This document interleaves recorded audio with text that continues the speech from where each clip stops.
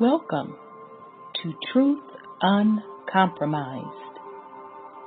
I am your host, Rhonda.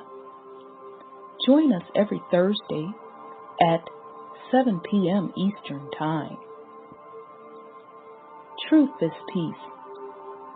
Truth is justice and freedom to love, live, and be.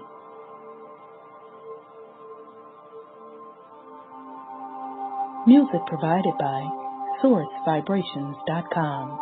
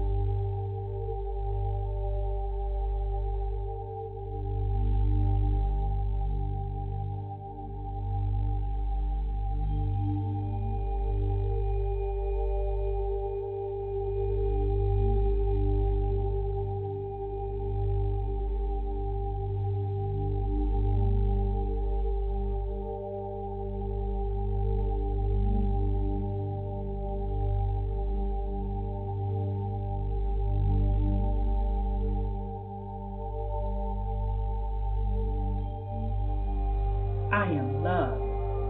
I am peace. I am free. I have abundance. I have everything within me.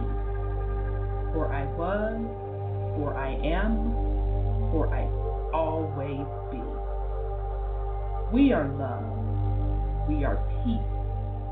We are free. We have abundance. We have everything within us. For we are, for we will always be. For Mother Earth is love. For Mother Earth has peace. For Mother Earth is free. For Mother Earth has abundance. For Mother Earth has everything within her. For she was, for she is, for she will always be. And so it is spoken. So it has been written, and it is done.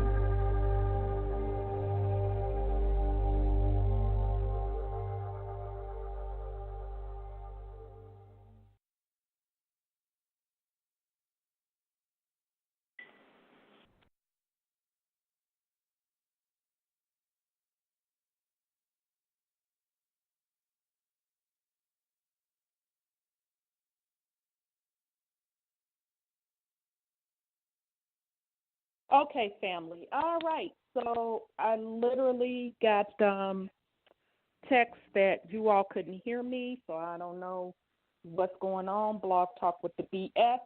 So I'm on my phone. So that means you didn't hear the introduction, so sorry about that. So welcome to the Truth Uncompromised show. I'm your host, Rhonda. Tonight is September 28th. We have a great show planned for you tonight. But we're going to do things a little bit differently tonight. I sat back and thought about the topic that I was going to present tonight, and then I changed my mind because I thought of all of the stuff that we've been doing over the past year, and we've really been going over a lot of heavy-hitting stuff. So I wanted to kind of mix it up a little bit tonight. We're going to have an open forum Q&A for the family to kind of recap this year's shows. Specifically, my co-host, we're going to start the conversation off tonight talking about the surge of energy that has happened after the eclipse, kind of tie it into some of these headlines we're hearing about. And then I also have something for the family that I want to introduce tonight. We've talked about it a little bit over this past year, but I ran across a couple of videos that kind of brings it home and also puts it in a much deeper perspective, and hopefully the family will be able to grasp that concept as well. So with that said, let me bring on my co-host. Let me see. I don't think I see Brother Wendell yet. Okay, so I'm going to bring on Brother Sean, then I'll bring on Sis. Greetings, brother. How are you? I'm well, and yourself? I'm good. Thank you for texting me, because I don't know why that I was on the computer and Blog Talk just decided basically to straight up mute it for whatever damn reason. So whatever. Because they don't know where we're going tonight. They don't know where we're going with it tonight. Because I said Q&A, they like, ain't no damn telling what they gonna talk about. Right. That's true. How you doing? I'm doing well. Good, beloved, good. Okay, let's bring Sis in. Greetings, Sis. Greetings, Sis. Greetings, Sis. And Window whenever he comes. And the family. Yeah. How you doing tonight? I'm doing really good. I've been thinking that we're in Lilliput land here with Gulliver's Travels. And maybe your little Lilliput here are playing with the phone service, because I think when I was thinking of reading the 12th Planet, something struck me really hard in the face. And with Alice in Wonderland, which you went over, I said, maybe we're in Lilliput. Ooh, Sis, now you done set up and started something. Now you done jump about 2 hours into the so-and-so show out the doggone gate. It's good because that's actually where we're going to eventually build up. And one of my sis, she's on the line. She's going to know where I'm going with this, because we just talked about this a couple days. Yeah, I've been looking at the breath of in Lil was their win. And I said, You done started something. So what's your take on it before I start giving my little 1 cent? Well, the breath of Enlil was their win, and then they came down or descended to earth. And one of the things you said once before was this guy said that we're the root, the earth is the root of the tree, and the tree is sticking out the other way. So when it said come descended down, well, that's what Alice in Wonderland did. She descended into the rabbit hole. Yes.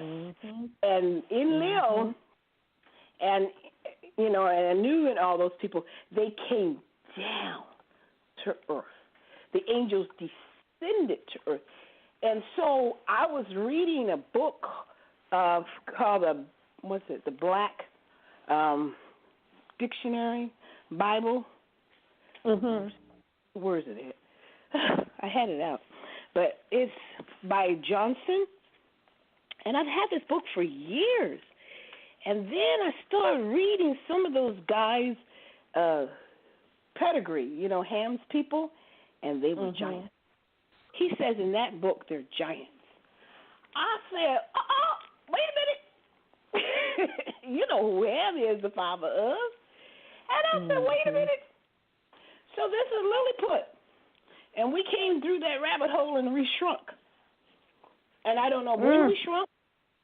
And that ties into CERN, trying to get their little booties back up to where we are, the giants were, and they're trying to get out of their little Lilliput city because they're there.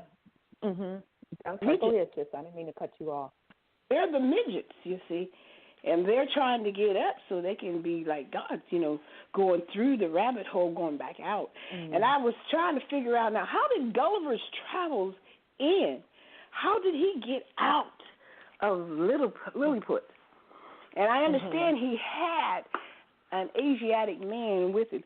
It's the Black Biblical Heritage Bible, and it's by John L. Johnson. And he started. I just looked at it because Sumer on the cuneiform tablets is not written in the Bible. For that to be such a huge civilization, they didn't put it in there. And I said, why didn't they put that in there? And they just said, we assume that Genesis was in Sumer. We assume. And as above, so below, right? So therefore, all the landmarks are the same that's above that root of that tree, where the tree is actually at, as it is below the root of that tree. And then, of course, that other thing you were talking about was the man said that the mountains are people. And so, my brain has been very fertile with the concepts we done spoke of. And I said, oh, my God, we are the giants, and we got trapped down here in Lilliput. That is very interesting that you say that. I guess we're going to have to jump 2 hours forward into new information. No, it's all good, sis, because you know us. We roll where the spirit takes us. It's no order. So it's interesting that you bring that up off the bat. I was having a conversation 2 days ago with my sis. We were talking about this weather. And so basically we both came to the conclusion that this whole thing, since the eclipse happened, nothing feels the same. No. And specifically, the weather. Now, you all know I'm in Ohio now, but, I lived in Atlanta for so many years, so I know Atlanta's weather like the back of my hand, and constant communication with my peeps in Atlanta. And literally, the weather in Ohio is mirroring what Atlanta's weather is. 90 degrees all this week, et cetera, which that should not be. So even with that said, I'm like, I was going to give them that a little bit, okay? I was like, I was going to give them that. This the part that my sis had me having chills, because I said it just feels fake. It don't even feel like this environment is even here. And she said, yeah, because it's like there's no oxygen in the air. And I said, oh, my God, say that again. She said, yeah, it's like there's no oxygen in the air. Now, she's in a totally different state. With the state she's in should be humidity when it's hot. So that's deep even for her to say it feels like there's no oxygen in the air. And I said, absolutely. And my next word to her were, I said, yeah, because where the hell is the wind?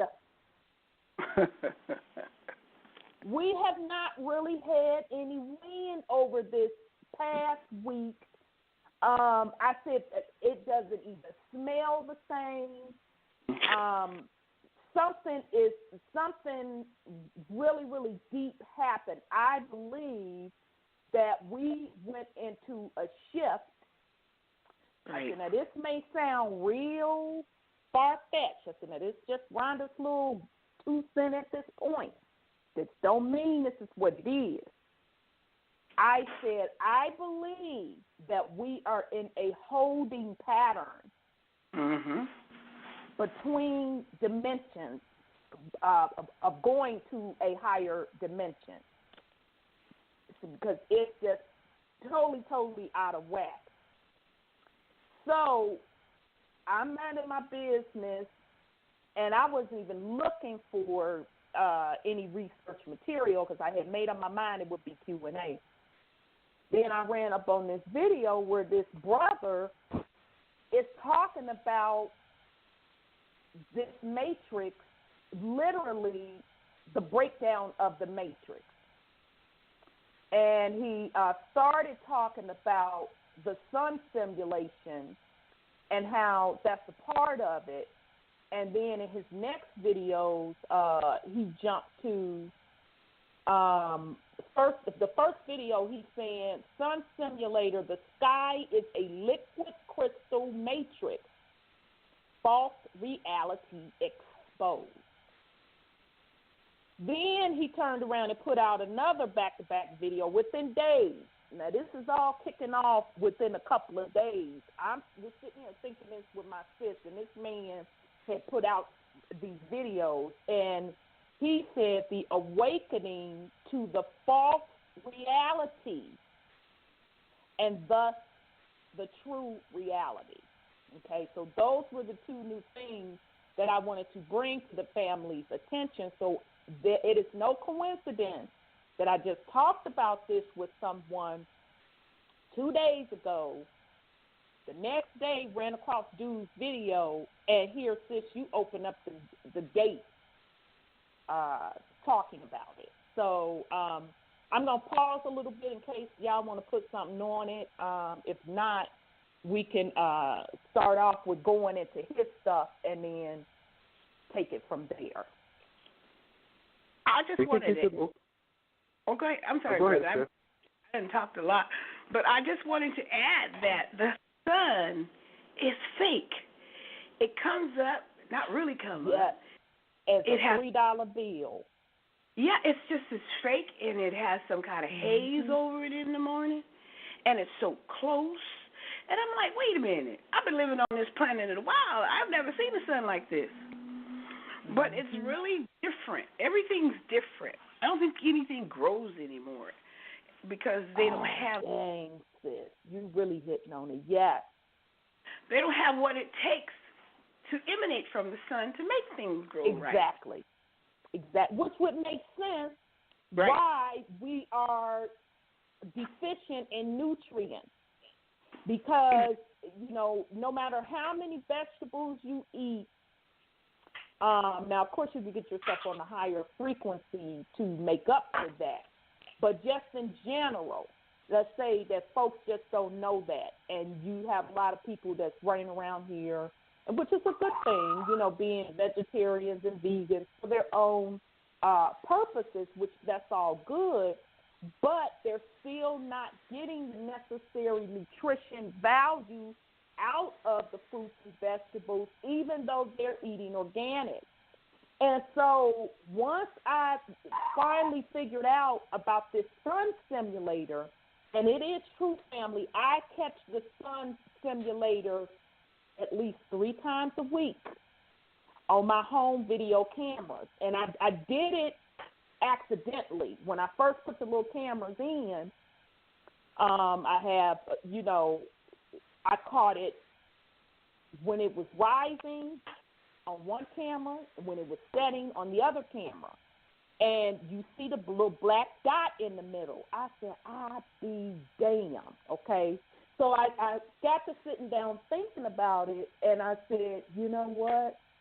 That is why another reason why our food system is out of whack, because if they're throwing up this sun simulator, that's blocking out some of the nutrition or nutrients that the sun provided to the plant. So, yes, sis, I would agree with you 100%. And not only them throwing up the sun simulator, if you pay attention, because I've been paying very, very close attention over the last 4 years on where the sun rises, where it sets, based on the season, this, that, and the third. So if you're watching this, not only the sun, the moon too, and Brother Wendell and I didn't talk about that damn moon, it flips which side of crescent it damn feels like. And one time, it looked like somebody just had chipped it off. It just said, F it, we ain't even going to try to pretend. Oh, it was totally out of whack. But with all of that said, if you know the position of how the sun is going to rise and set, you will know that it is off. And it's getting so bad, family, that now you could watch it come up one day and it be in one little position, and then the next damn day it had moved a couple of degrees over. And you're like, really? Then you wake up the next day and it's back to hell where it was the other day. And you're like, okay then. Okay, so yeah, and it's getting more and more noticeable, okay, because I used to only notice it by seasons, and now it is happening on a daily occurrence where the degrees of where the sun rises, because I notice it pretty much when it rises. I'm not consistently watching it when it's set. You can notice the degrees off, and when they haven't chemtrailed the skies enough, or when the chemtrails have been disseminated a little bit during its setting, you literally see the sky is like a reddish orange. It's totally different than any sunset from a color perspective that you have ever seen. And a co-worker of mine, was it last year? May have been year before last, because we're contractors, so we go to different gigs. But he sent me a picture, and I'm going to have to try to find that doggone picture. He said, look what I captured in my backyard. He said, I know you're into this sun stuff. He said, look at this, an Indian gentleman.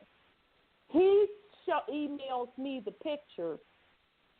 It setting in his backyard was looked like literally this big ball of hot lava.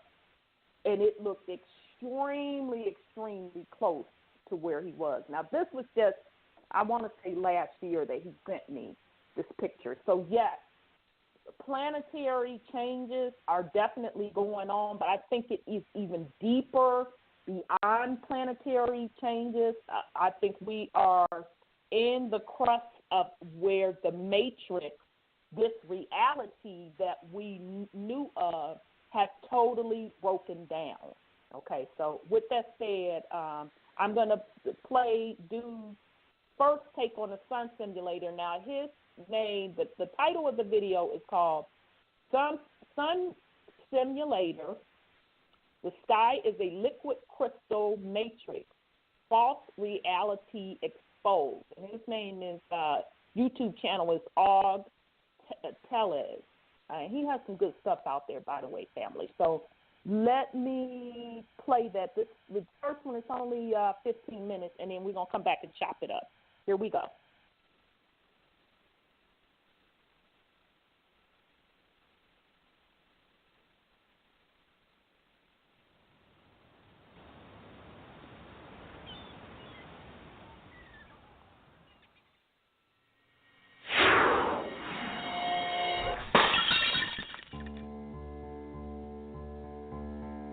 Is reality real? Okay, my bad. It would be nice if I do the right video, so hold on. Hold on a second.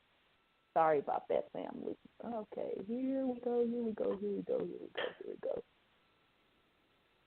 Okay. It's only 12 minutes. Here we go. My bad. This is going to be an interesting 5-second video. Is to direct you basically to some other videos and to introduce some information which is something I've proposed or presented before, starting with the first releases. It's what it's all about. It's what people have theorized for years. It's what the ancient discoveries and knowledge is about. And if you look deep enough into the function of reality and consciousness, and basically that we have to be within a projection, our consciousness has to be within a projection, kind of like a magnifying glass on a focal point of light, where there has to be something beyond the focal point in order to create what's happening here intellectually or consciously as an experience, which is our experience is just a part of something larger, a slice of the spectrum of just like a ray from a beam. It has to be, otherwise it's just one thing and then there's nothing, and that doesn't make sense. There's nothing, you can't find that in existence in anywhere. But then what that means is that you can go, there's layers, and if there's layers, it means you can go from one level to the next, and eventually you'll get to such a point that this layer seems like a dream, and there's so much more information or detail on the higher layer that this layer is literally like basically a child's interpretation of what we have as a developed society here to a larger, some type of over society, like a unified society of some sort, some type of extra-dimensional society, which eventually means that everything that we have here that's a difficulty or problem or something we don't know is all figured out on some, or like at some point along the line. Anything that we don't know is figured out at one of these higher levels, and that we're also present in those higher levels.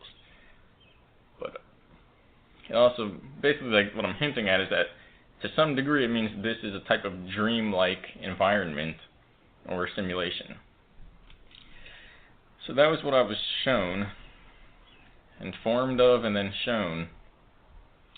And we worked with aspects of this throughout all of the operations, meaning consciousness can be replicated, and as a basis, what seems to be taking place in society is largely advanced simulations, whether it's the physical reality, like trees and all that exists and it has mass, whatever that actually is. The neurological processes seem to be guided by some form of consciousness simulation. The idea is that with the technology that exists and would possibly have to exist in order for us to get here, meaning we're kind of like backwards in time, you can take a neurological imprint and literally recreate it and replicate it and plug it into a brain or plug a brain into it, and the untrained mind can't tell the difference. So it's like our soul is in one of those right now, but just a larger version that maybe we didn't create, or maybe we did. I just want to direct to some of these videos here, which I was told would begin to happen, would start to happen. One point, I don't know, I can't remember the exact video. It was one of the earlier radio shows I did, or I talked about. It might have been with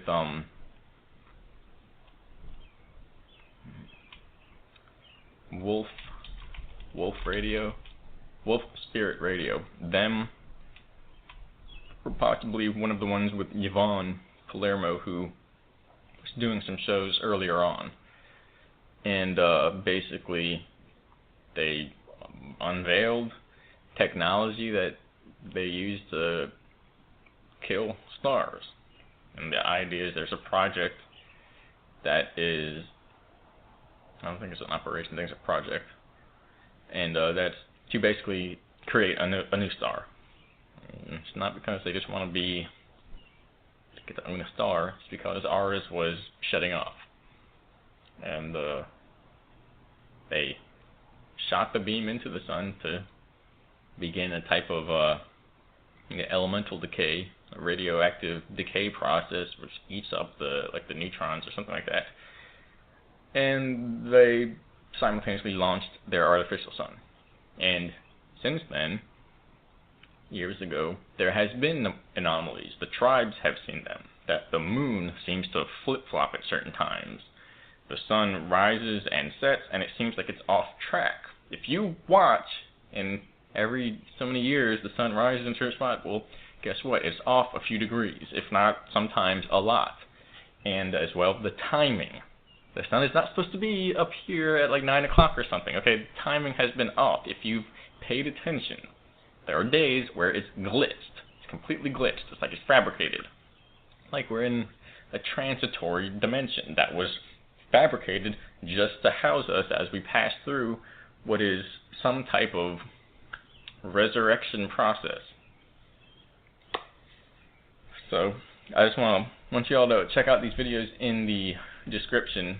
And so we were shown advanced technology that can basically replicate the sun, and they showed me how they're scientists on the surface that they have to go to and knock on their door and be like, yo, the stuff you're putting out, it's like, what are these anomalies? Okay, you can't do that anymore because you're going to cause crazy stuff, because the truth is this. And the guy's just like, ah, and his head explodes, because they'll show them pictures of the inside of the sun that they found, and it looks like there are big devices and contraptions and mechanical pieces to it. That's what they showed me. And ultimately, it's as if the entire realm is some form of advanced technology, or portions of it. But if there are portions, then it's like, well, what would stop the whole thing from being that? It seems like the people, true observers here, noticing this, are the only thing that's real here. And so, but they said basically the nature of the realm is going to begin to reveal itself, and as well, you could say that meaning is deteriorating, which is we need to have an exit plan. And so, the sun was replaced in an effort to ensure the continuity of the civilization. Everything we think is like out to get people. It's always more than one aspect of the story. The sun itself was a contraption, a device designed for another purpose, then is presented, or that is mispresented by the assumption of public consensus. Check out these videos. What if the fake sun fails for a moment? Question mark. Earth evacuation? Question mark. That's weird. Sun simulator glitch. And then one that really covers some stuff. Some sun simulator exposed by Boeing on YouTube. I'm not getting the names. I'd have to open them all up. I don't want to name one or two of them. Maybe I will.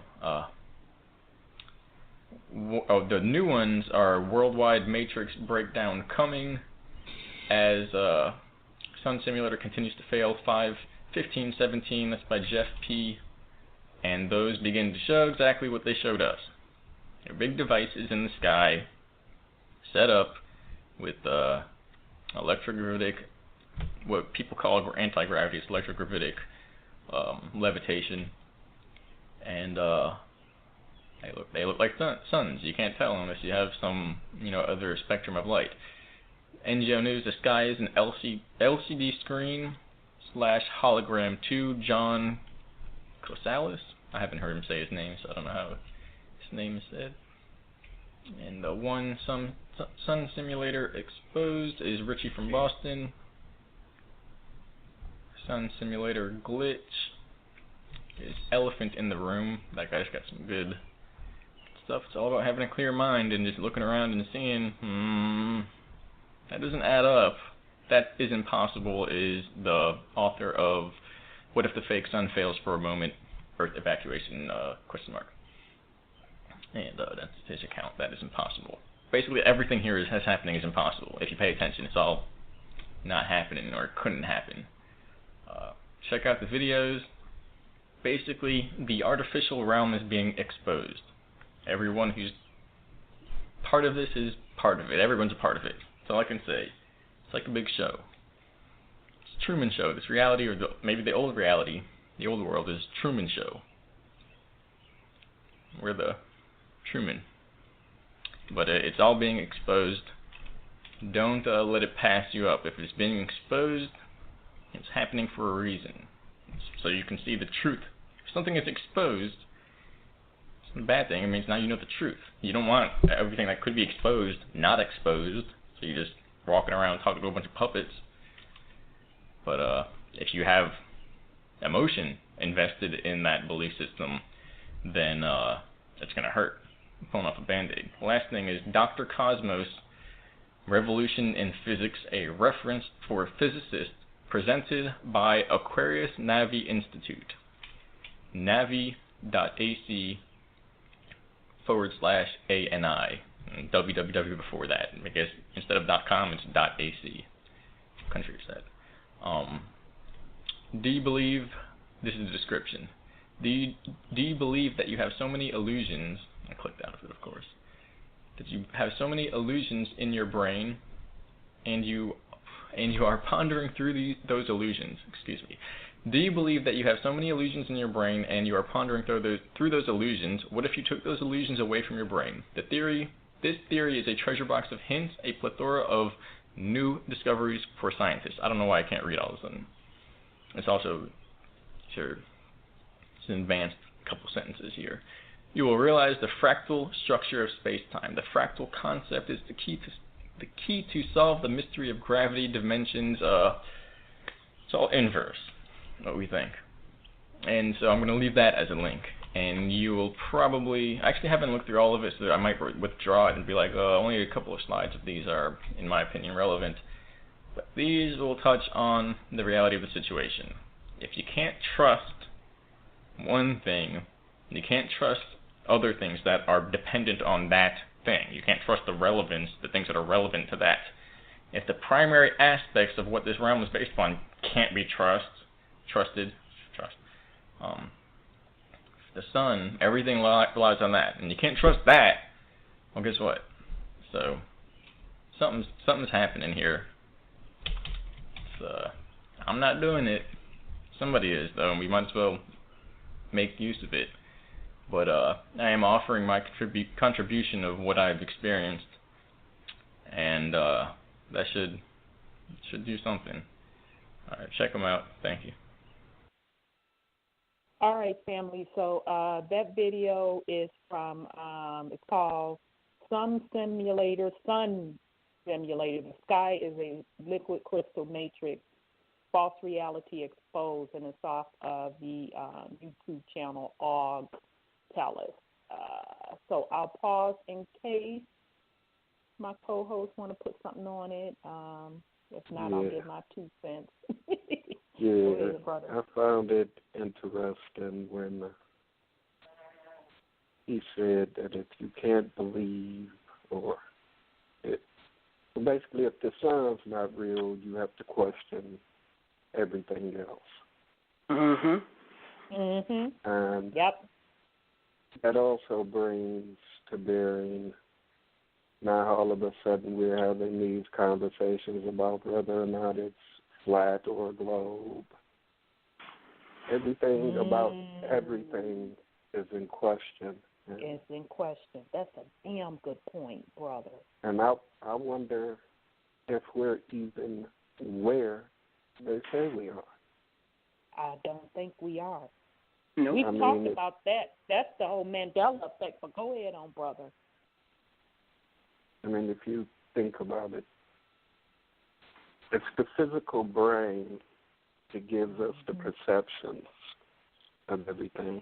And we know that the physical brain is part of the matrix. Yep. So it's the physical body. And they both are energy vampires because they are inanimate without our souls in them to give them energy. So they don't give us any type of reality that we choose.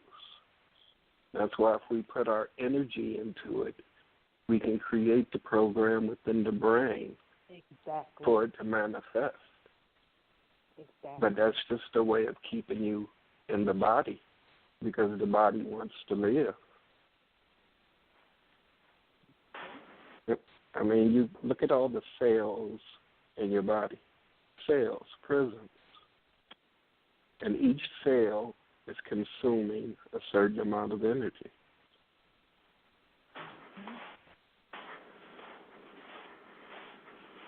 Very good. It's something to think about. Well, you know, very, very good. Go ahead, sis. I follow the moon calendar, and last month there was a crescent moon on the 18th. And I'm like, wait a minute, the crescent moon is not due until the 22nd. So I looked at the calendar again, that's the Hebrew calendar, and I thought, wow, what in the world? But we also know that there was a certain time frame that they were given to hold us in captivity. And that time frame is up. It may be because they weren't going to be able to sustain the false reality past that time frame. Mm-hmm. Now, and so so now you're going therefore, somewhere. Go ahead, though, sis. Go on and bring it, though. You on the same, you picking up my wavelength. Go on with it. So therefore, well, I don't know if I am or not, but therefore, they got to let us go. And we have to return back to the reality of who we really are. And so all these fairy tales, like he was saying, it's like a child's fairy tale, is what they've been writing the script for. Even the so-called Bible is their script. Because now the big cheese is about to come on the scene, and they can't play the game anymore. They're like recalcitrant children, like it just popped in my head, like Star Trek. Remember that one guy that said, I want to play, Daddy. That's all I'm doing was playing with him. He was an adult, but he was playing children's games. And they can't play that game anymore because playtime is over. So that, I don't know if I'm on the same track with you or not, but that's what came to me. Okay, so we are pretty much on the same track, but I'm going to go a lot left field out there. Okay, do it. Just throw that ball, girlfriend. Okay, we're actually very much so a part of that game. Yeah. And it wasn't so much of a they as it is a us. So meaning we were a part of programming this simulator, which we are calling a realm, which turned into a reality. We were a part of it. Okay, so we programmed it, a collective of us anyway. Collective of us programmed it, almost like a computer game, and then different souls or consciousness decided to pick the part they wanted to play. So that's why I always say, you know, you wrote your script before you came here. So in other words, you chose to participate in this experiment. And here's what finally made me get it was when I'm like, you know what, all of this coming together as a nation, and then I'm like, this is all bullshit. This shit is all just a script. Just like they showed you in the movie The Matrix.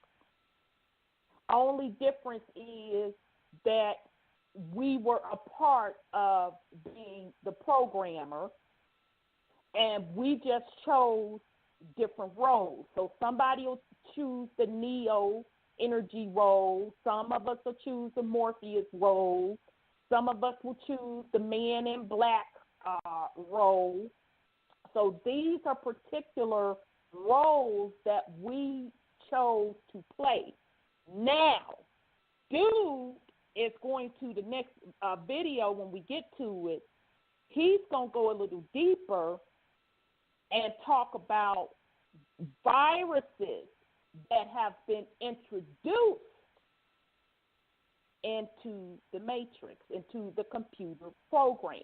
Okay, and I think he did a beautiful job in how he's going to explain why these viruses were integrated, what they really mean, because he's going to put it in terms that we are familiar with the concept of the fallen angels, et cetera, et cetera. So I'll pause a bit in case somebody want to put something on it. And family, if you want to join the discussion, just press *1 to get in the queue, because this is the Q&A night as well. So I'll pause in case somebody want to put something on before we go to the next clip. And I'm going to try to find the next clip, too, to make sure. Exactly. But, go ahead on, brother. nothing seems right anymore, like you were saying. Don't look the same. It doesn't feel the same in any way, shape, or form.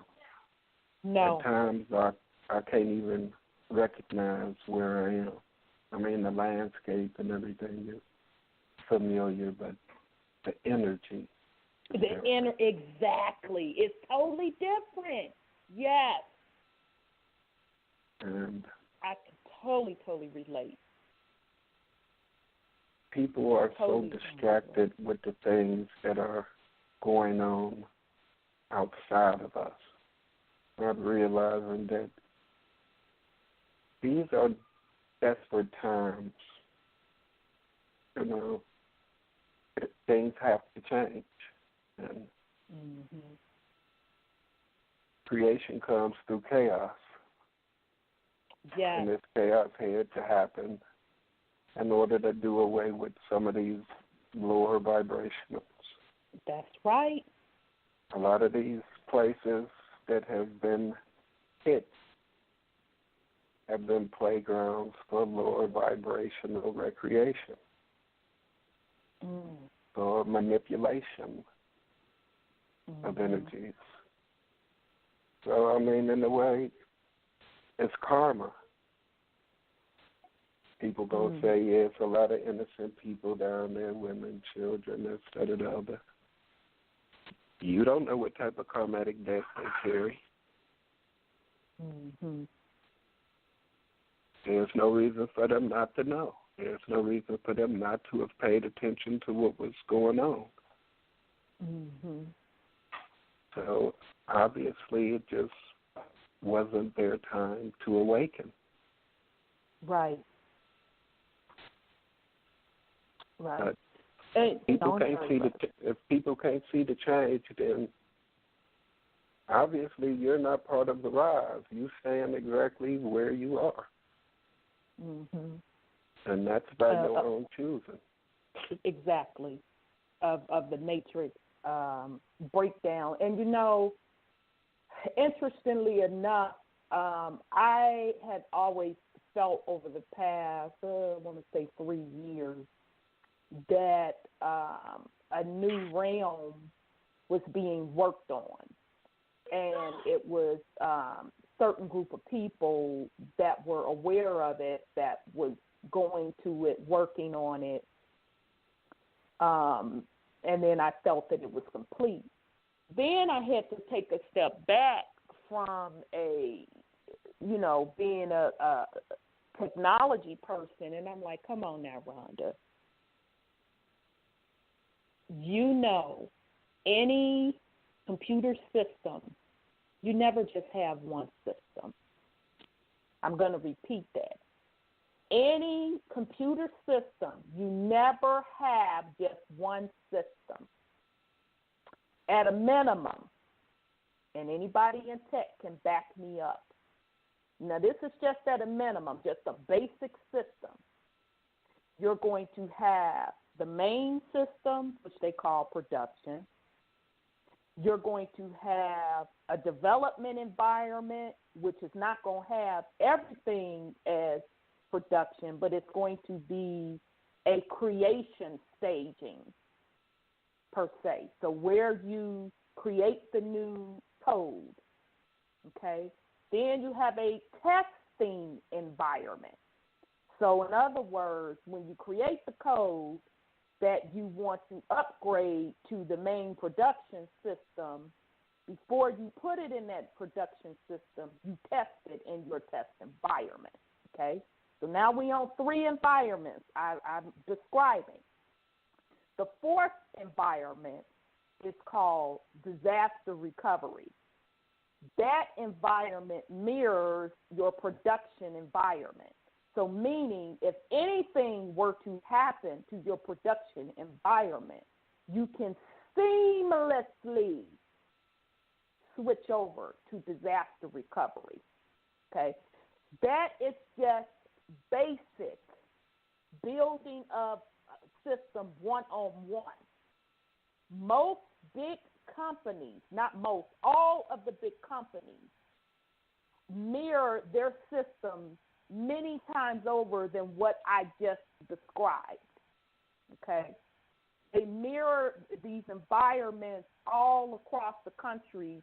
They have different servers or environments, so in case something happened over here, then they can go over there. So say, for example, Puerto Rico is without power, okay?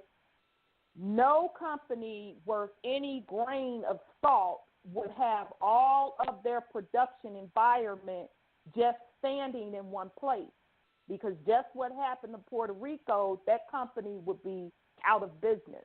So they're naturally going to have different environments stood up in different places. So I'm saying all that to say, why would this matrix system be any different? Okay, that comes in the concept of the different worlds. Okay, so totally mirroring what we have, there's copies of it per se. But it had just hit me that those copies, yes, we have exact copy replicas, but we also have in-between stages replicas. So meaning things that are being created but haven't been totally created, they need to be tested until they go into the real place per se, okay? So with that said, we already have multiple copies of this particular reality going on.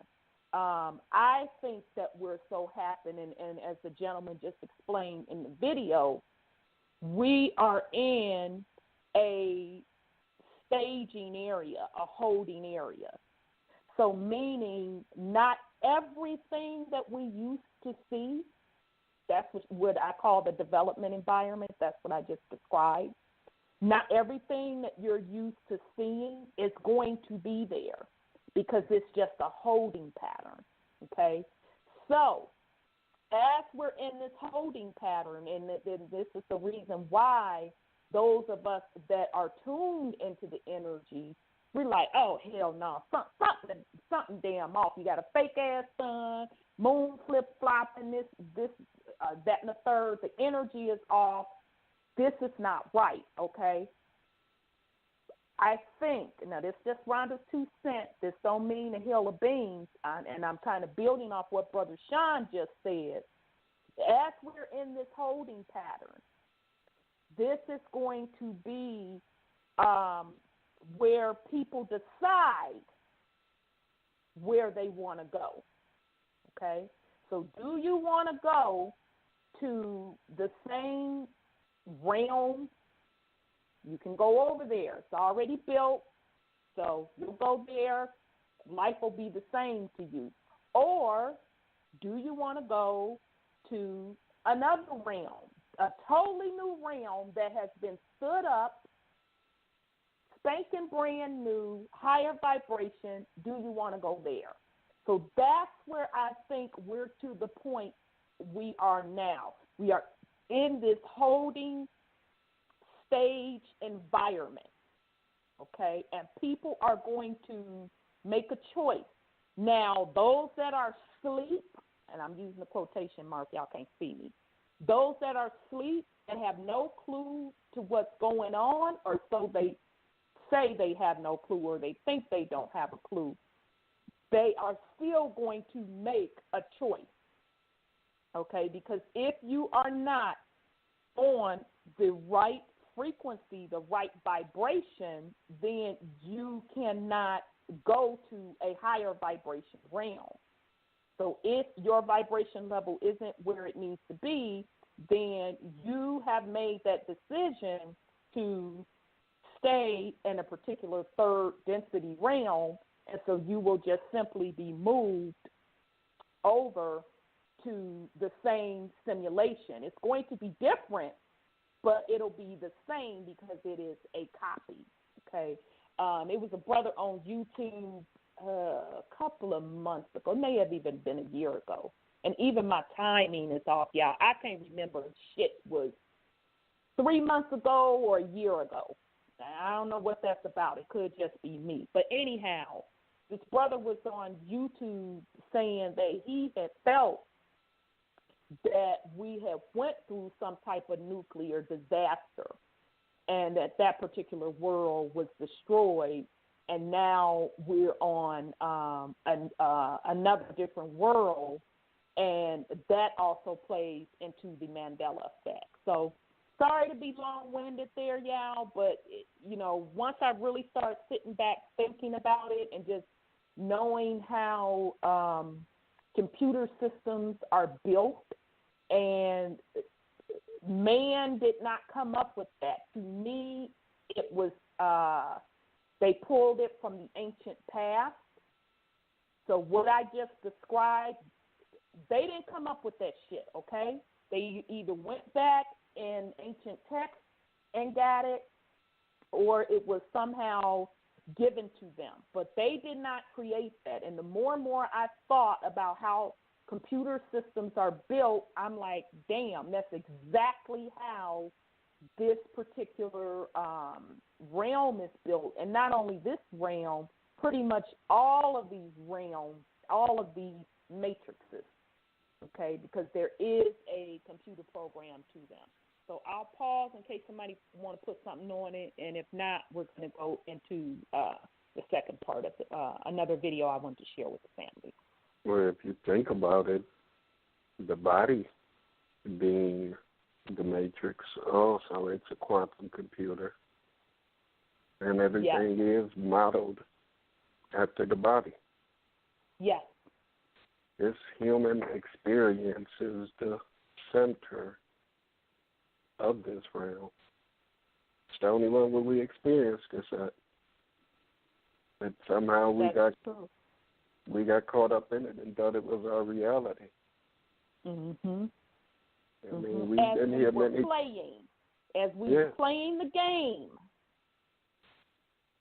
That's just like with the concept of aliens and people thinking them being something outside of us to come save us, whether we're talking about the Anunnaki or whatever other names.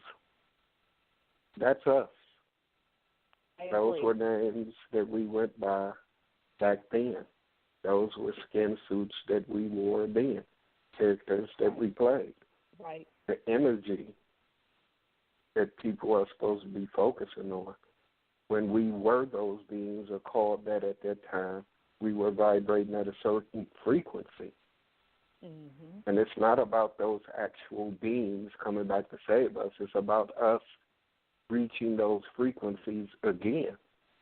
Exactly. And getting up out of here. And it's interesting that you say that about the skin suits, because I go back to the movie Avatar, which is, it was deep all around, but even now more, it's becoming clear to me that that movie was true. And we talked about this before. It was just a mirror of what Mama Earth and her people went through. It's a history or a true, accurate story of what the planet went through. And to me, the vibrational falling of the planet, when you had these particular parasites, and dude's going to talk about it in this next video, that came into the computer program, into a skin suit, and started excavating the landscape, excavating part of Mama Earth, which ultimately brought the vibrational rate down, which brought our vibrational rate down, which was part of the fall. But the movie within itself, the name Avatar means what? Isn't that just a projection? That's what Avatar is. It's just a projection. So like Brother Sean said, a skin suit. It's just a projection. So the movie showed us that the tall beings, because weren't they tall? They were blue with their little locks. the damn bead. They had the same damn beads in their locks that I wear in my locks, and I was cracking up. And I'm like, and folks want to think this is not about, beings that walk this earth today. Okay, yeah, whatever. Okay, so they were showing you that Mother Earth looked a lot different. She was a lot more vibrant. And if you want to go with the concept, and I'm going with the concept that the mountains were the trees. And even some of those trees levitated. The trees were really huge. And a part of the tree root system was the minerals, the crystals, okay, which were very, very closely tied to the vibrational rate of the planet, okay? And we were taller beings, okay? The skin color was different. And I have to give credit where credit is due. Dr. Phil Valentine talked about that, how our skin color was different because the oxygen level of the planet was different, okay? I think he said we were green, but they depicted blue in the movie, okay? So they were showing you the exact same thing. But in the grand scheme of things, it is still a simulation, okay? So they were showing you a part of Atlantis, per se, okay? But even with all of that said, it is still a program. That's why they called it Avatar, because the beings in those particular skin suits, that is not all of who you are. That is what we chose at that time, and based on the vibrational rate we were at, to manifest a physical body. And they showed you that with dudes that didn't have a little leg, how he projected his consciousness, him and his little two co-workers. They projected their consciousness into the avatar body to walk among those particular beings, okay? So with that said, the next video that I do want to play, it's by the same dude, YouTube channel, Og Tellis, and it's The Awakening to the False Reality and Thus the True Reality. Okay, so now I done ran my damn mouth. Okay, I did find it, y'all. So this one is going to be 19 minutes, but he's going to really, really be hitting some deep, deep concepts, and hopefully it'll tie into where we are right now. So here we go, family. So the idea is that humanity evolved beyond the use of this type of form in this realm, or this consciousness wavelength, basically this type of environment. And something or someone recreated modified versions of the original form in order to recontain or retract the spiritual essence, basically the consciousness of humanity, of the human, and everything from there on is basically like a replay. And there were original forms that were different from the way we are now. This is basically an animalistic version of human consciousness. And now all I think of is dog barking. And so because where we were or would be originally or without the system, we're kind of like replaying time. There's like a skipping effect. There has to be a resolution to this situation that resynchronizes people consciously with where we should be. So it's like we're either going to have to get teleported ahead, or this part's erased, or we're going to have to accelerate very quickly through like a boosting or boosted period, something like that, in order to catch up with where we should be. And it's like we're in the ancient archaic past at this point. And so with that said, there are certain aspects of what's going on which are initiated in order to more or less reawaken the divine in people, which sounds like paradox, as if because we were set back, we fell asleep. So now we're being openly rattled and set back so that we have something to overcome, basically a lesser evil or puppet master to overcome and retake the reins from, in order for us to basically avoid the succumbing to the problem that was initiated in the first place and is also being solved by the reinitiation of the problem. It's like a weird temporal replay of events that are required to overcome themselves. It doesn't make sense from a linear perspective. It's like the problem caused a problem that is also solved by the problem, meaning that life's kind of like a dream or a scripted system or something like that, but it's all being managed, basically. And it's based upon consciousness and memory to the point where all we have to do is finish the show. At some point in time, something always disrupts that process and results in not finishing the scene or the storyline. All we have to do is finish the storyline. And we're also creating it as we go, which is weird because it's like we're tethered to a future that is created as we go, and we must create the correct future because that's who we actually are in the beginning, which is going to have to add up to be the end, otherwise we're going to replay this whole thing all over again. So it's weird. It's like we're detethered in time through a creation process, and we have to lead ourselves back into the recreation of ourselves in order to exist in the first place and get out of this time loop. Which is very paradoxical and confusing, but look at the way time works in enough aspects, it will kind of begin to make sense that we're either in a simulation or a simulated version of time, or that our bodies are modified so that we can't attain the high enough level of awareness without undoing certain modifications, and so on.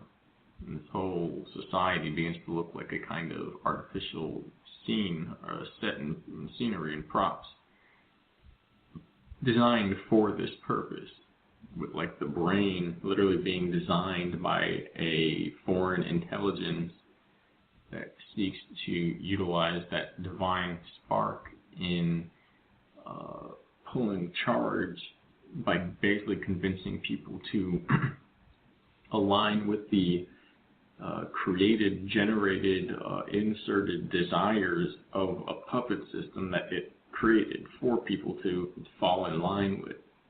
And this kind of goes back to Genesis and the fall of man in the garden, where people basically took on desires and intentions that weren't originally part of the blueprint for consciousness for the spiritually evolved species that humanity comes from. And so we're in a fallen state, and we have to return to this area, or this higher area, and it's as if there's a kind of parasite that is feeding on humanity, on people, which designs the fallen in-between evolutionary periods that weren't originally, had nothing to do with our species, and they're like forms that are created, if you will. Somebody inserted genetics or a blueprint or something that normally we move through this and they spiritually evolve, and there's all these side branches now of civilizations that occurred that would have never existed if this wasn't inserted back. So it means when this is completed, those civilizations don't actually exist. They're inserted periods of history and genetic forms as well. And nobody likes this. We can recreate it at any point in time. everything that we think, say, oh no, I love this. This is what I've always loved. It's like, if you get electrocuted in a certain part of your shit, you're going to go, I hate that. I love this now. It's all programming. It's 100% programming. 100%. We can recreate it at any point in time. Inject you with something, shock you a little over here, poke it that way, now you do this. If you really want to play with it, well, all the stuff that you think you would never do, they can get you to do that too. All you got to do is press a button and release a frequency. And if you're in the body consciousness, it's a robot. People in body consciousness, they're robots. There's no such thing as a person who's in free will and is just a person. You're either a person that's spiritually awakened, or you're a mechanical, basically a bio-Autobot system that was designed by these foreign intelligences to run an illusion puppetry show. And this is proven in these bases. They found out in certain experiments, certain little torture tests, whatever you want to call it, you can be, if you're in body consciousness, anything can be done. I mean, they can get you to do anything just by beaming frequencies into your skull. And you'll automatically begin to do it as if there's no control. So the desires, the organic appeal, all that, it's an illusion. It's a biological robotoid, basically. And unless there's a spiritual component, but if there's a spiritual component, that's the point. It doesn't mix with desires. I mean, it does, but not in the sense that we think. The two don't mix. And it's a trap that they are seemingly mixed right now. And we have to rise out of that mixture, that trap, in order to basically separate from this vulnerable area where our future selves and our future species and our actual spiritual component is at risk, which is what this whole thing is about, the salvation of human souls and so on and so forth. And they got it down to a science. Just like all they did was reverse engineer what's been done to us. And somebody's been tinkering around, whether they're fallen humans that had immortal technology and they've been bouncing timelines, so it's like they've been here forever and they also degraded into these subhuman beings, or whether they're foreign intelligences that come out of the dark aether like between realms and just happens to, because somebody looked in there, now a being appeared to match what they're looking for. Whatever it is, there's something there that's been guiding things from before we got access to technology, and then we got access and we reverse engineer it to see that something is playing puppet master with the human race. And it's been doing it for tens of thousands of hundreds of thousands of years. He's a parasite, it's an autonomous parasite that seeks to convert people into those autonomous forms. It's like an unconscious system entity, the AI. It's the aspect of the mind that's unchecked. It's literally just fear and automation unchecked. And then all it is a living substance, and so it grows and grows and grows out of whack until you have this type of overgrowth, this infestation of unconscious energy which organized itself into this kind of like insectoid, metallic or computational infectious consciousness. Sentience, basically, a synthetic sentience. Which is basically what this realm is, something that propagates itself. That's the other aspect, that these forms are fallen. It's because this whole realm is a reflection of the forms. They're fallen. Normally we would go and you go to somebody's house and you're in their soul family. And you're like, oh wow, I like what you did with the place. And there's like a waterfall over here and something over there. And it's all, but you're within them. Now you go into somebody's house within a realm and they're within their own house or body, and that's within, according to a blood type or a bloodline, and then we're all within this type of timeline or simulated computational system. We're in another organism. We're in a larger organism that's using our energy for its own sustainment or sustaining. Yeah. This is stuff we examined, analyzed, and they proved through these very, very strange experiments. So yeah. Strange day. Strange. See it. Another way to look at this is that if we follow the projected means of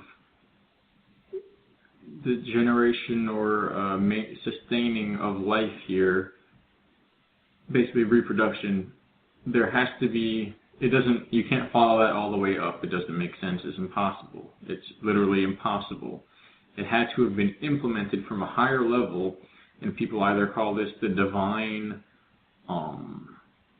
creation or divine act, or we see that it's basically a form of technology that implements the body here in this place.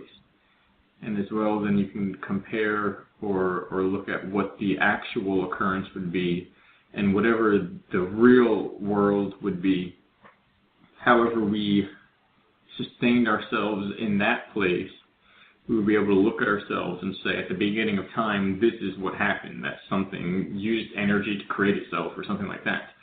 It doesn't make sense that somebody had sex with themselves in order to create the human race. There's basically a technological act here, and we can look at it as a divine act, which can also look and see that's the fall, that it was a technological system that took genetic material and the spirit of humanity and converted it into some type of format that created this type of system. And so the point with the point to all of it is that you have to stand up to whatever it is, whatever is holding a person back. You have to stand up to it. You can't let it get by doing what it's doing. It doesn't actually have any power. All it does is mess with the mind. And so then if we undergo it and we're like, oh, I'm still here or something like that, point is it never could take that in the first place. It can only influence your mind. So us going along with it is what it's taking from us, our time, our mental energy. And if in the middle of that you stand up and say, get out of here, you can break the shackles, you can rip the shackles off. That's the whole point, and it has no power at that point. So we have to stand up to it mentally. That's how that works mentally. You say emotionally, but it's not really emotionally, it's mentally. And this is it's serious and important because basically we've been put into a trance, into a stasis, a dream state, or a sleep, a deep sleep, where we're not aware of the actual world or the actual environment that our mind is within. It's as if we're put into a device and the device is plugged in, and from there on we lose conscious attention of the room that's in, and we go into a dream world which is artificially inserted into our mind. And we've been in there for thousands of years, collectively as a species. It's only a limited number that go in, so a limited number comes out. If anybody comes out, guess what? That's the system impregnating a human form with an artificial consciousness. And it's basically a big issue. But standing up to it and cracking the illusion is the key.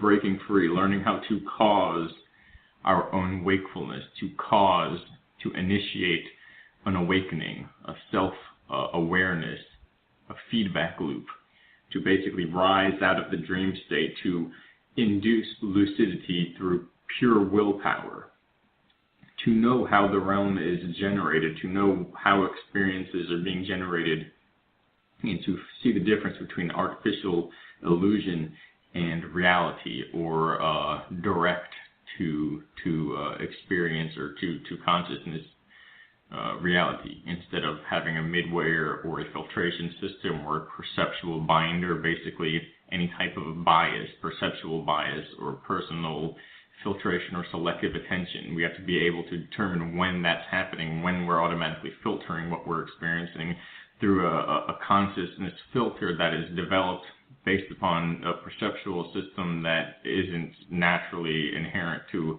our true form, which is pure consciousness without ego or without bias or alteration. Basically, the body is pure bias, is pure alteration. You can't have something happen to the sensual perceptual system, and you can't gain information through it without it being biased. It's just that's inherently how the system works. But therefore, if we're in anything close to the truth, we're not related to that system, or we're not we're stuck within that system, but that's not who we actually are. And so the separation of the perceptual blinders, the illusion is basically is what is required. Tendon is going crazy. I can barely talk. I'm starting to put a vice grip on my whole shit. Excuse my language.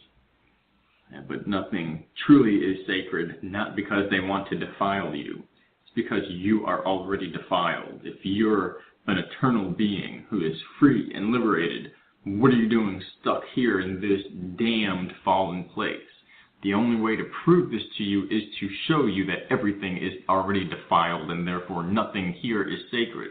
No thing is sacred, meaning things themselves, thingness, material nature of what could be eternal energetic essences means they're defiled if they become material or drop down into a material limited and therefore temporary form. Temporary is defiled. Temporary is death, is dead. Eternal is life. Eternal is true. Meaning if you have a thing, it's temporary. Therefore, if you have a temporary thing, it is an illusion because it won't last forever. It is dead. Temporary material things are illusory, dead items of a higher eternal energetic realm or filled with energetic essences. That's what that means. Not nothing is sacred, so come on and get down with the defilement. That's the inversion of the inversion. The inversion of the inversion is pointing towards the truth, or more so, that's like a reversion of the inversion. We're in an inversion, so to say this is all good, you want to hold on to your life, obviously, but it doesn't mean out of fear and basically subservience to that, that's incorrect, that's inverted from the truth that you're eternal. So then to look at that and say, to fear everything, to fear death and all that is wrong, you're then inverting the inversion, meaning you're pointing it to the right. To then look at saying, don't fear death as being bad and spooky, that's reverting it, and you're basically seeing the exit and turning around and looking back into the cave, into the hole, into the darkness, and saying, no thank you, I'll choose ignorance instead of light. People react to that out of fear, and they're choosing ignorance instead of freedom and liberation, because the point is, if you're still interacting based upon fear or ignorance or preference or emotionality, then you are being forced to do what you're doing. You are being controlled by your perceptual bias, which is based upon chemicals in your brain, which is neurochemistry, which is chain reaction cause and effect, which is a program, an automated script. And we found that a foreign interdimensional intelligence formatted the brain and the DNA of humanity to succumb and be... Okay. I thought I would cut him off when he said, and that's all I have to say about that. So I promise it was only a couple of more seconds before I cut it off. Okay, so I'll pause in case somebody wants to put something on it. And if anybody else wants to join the conversation, press *1 to get in the queue. So yeah, go ahead, sir. So it's a little bit of that walking up to that coffee machine on Star Trek. Some reason Star Trek is dead in my brain. And the Lilliputs, of course. And they don't have a selection to choose from, but you choose what you want. It's okay. I'll have toast and coffee and an egg, and so that's what you get. Because the machine just gives you what you want. So when they plug you into this simulator, maybe you put yourself into the simulator. Basically, what I'm hearing him say, you chose what you wanted. Your dream state. You chose how you wanted to dream. And whoever is running the process is your controller. Now, but he also said something that the scripture says is to die is to gain. To be absent from the body is to be present with the Lord. So we have it turned around, he said, if I'm understanding him correctly, that we think that life is living, but life is actually death. And that death is actually life, because we return to the natural self that we're supposed to be once we die. I don't know if I understood him correctly, but I think I did. I think you did, because I understood you clearly. You broke it down quite well. And so, for us to quote unquote keep reincarnating, we are living back again because we're too afraid to stay dead. So we should let go of the idea that having a body is what life is all about. But to having the essence of our spirit and our godliness is what dying is about. That's when we get to that crystalline self. And I've always thought that the planet, this life, this earth itself is a training ground. It's boot camp. And for us to learn what he just said, you have to have the capacity to reason and to assimilate and to deduce what you're going through. And when you get to the higher frequency and higher vibration, you have stopped living like, okay, 7 o'clock I get up, 8 o'clock I go to work, 9 o'clock I take a break, whatever. You stop living in that rope mentality, but starting to deduce, to reason, and in the end, since you're in boot camp, you'll be able to run the life cycle of God, and be able to think through problems and solve issues that a God can solve. But as long as we're in this robotic stage of human flesh, we are not going to make it. I think that's what I got out of it. Very good. Very well said. Very well said. Brother Sean? Yeah. He deep. I knew you would like him, because that be sounding like, and actually, Brother Sean, I kind of chuckled to myself because you were throwing some posts out there, am I right or wrong, a little bit earlier today on this same type of topic, type of vibe. And I said, ooh, he's going to love tonight. So, okay, I'll yield and let you put something on it. It keeps turning around that the physical body is in direct opposition to the soul. It's what we experience everything through. Whether we deem the experience as good or bad. We were never meant to stay here. We are on the lowest realm, which, for lack of a better term, is hell. Yes. If everybody's purpose, whether through religion or whatever, is to go to heaven or nirvana or whatever term we choose to use, where you trying to go exists outside of the body. But we cling to the body.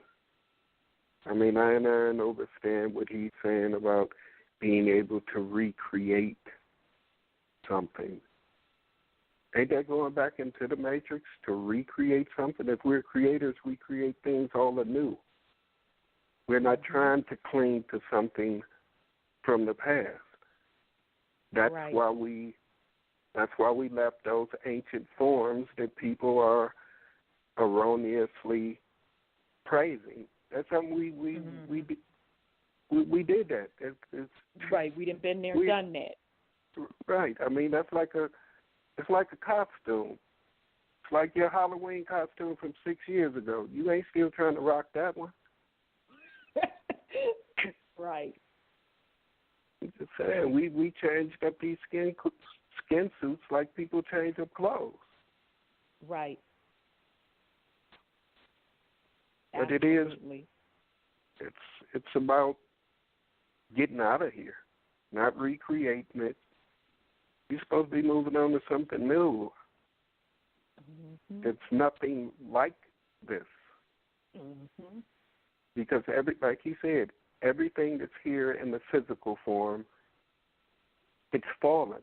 It's at a lower vibrational frequency.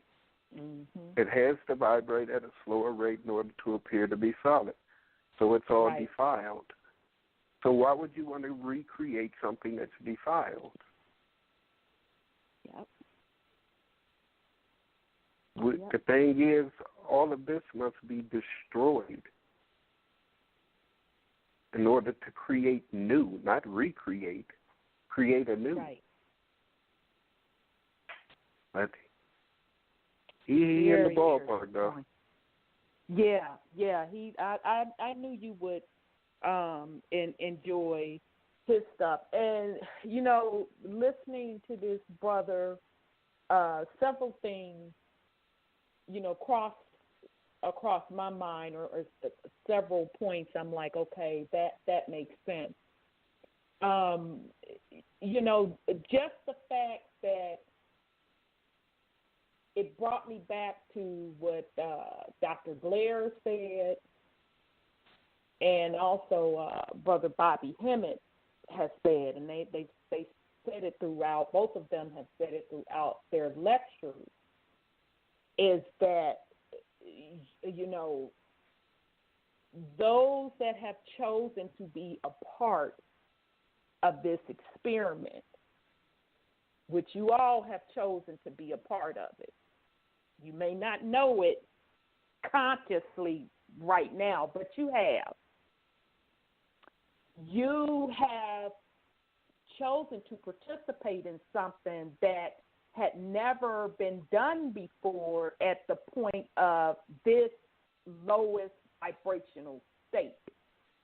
So meaning you made the decision to be stripped of the sacred knowledge. Okay, so therefore, if you were stripped of the sacred knowledge, that means you weren't able to use the formula / computer programs / concept of manifestation, okay, to get yourself to rise to a higher enough vibration to be the God and the creators that you are. So when you signed up to volunteer to take your role in the part, that was a part of it. But what both of those brothers said was that a lot of the other beings chose not to do it.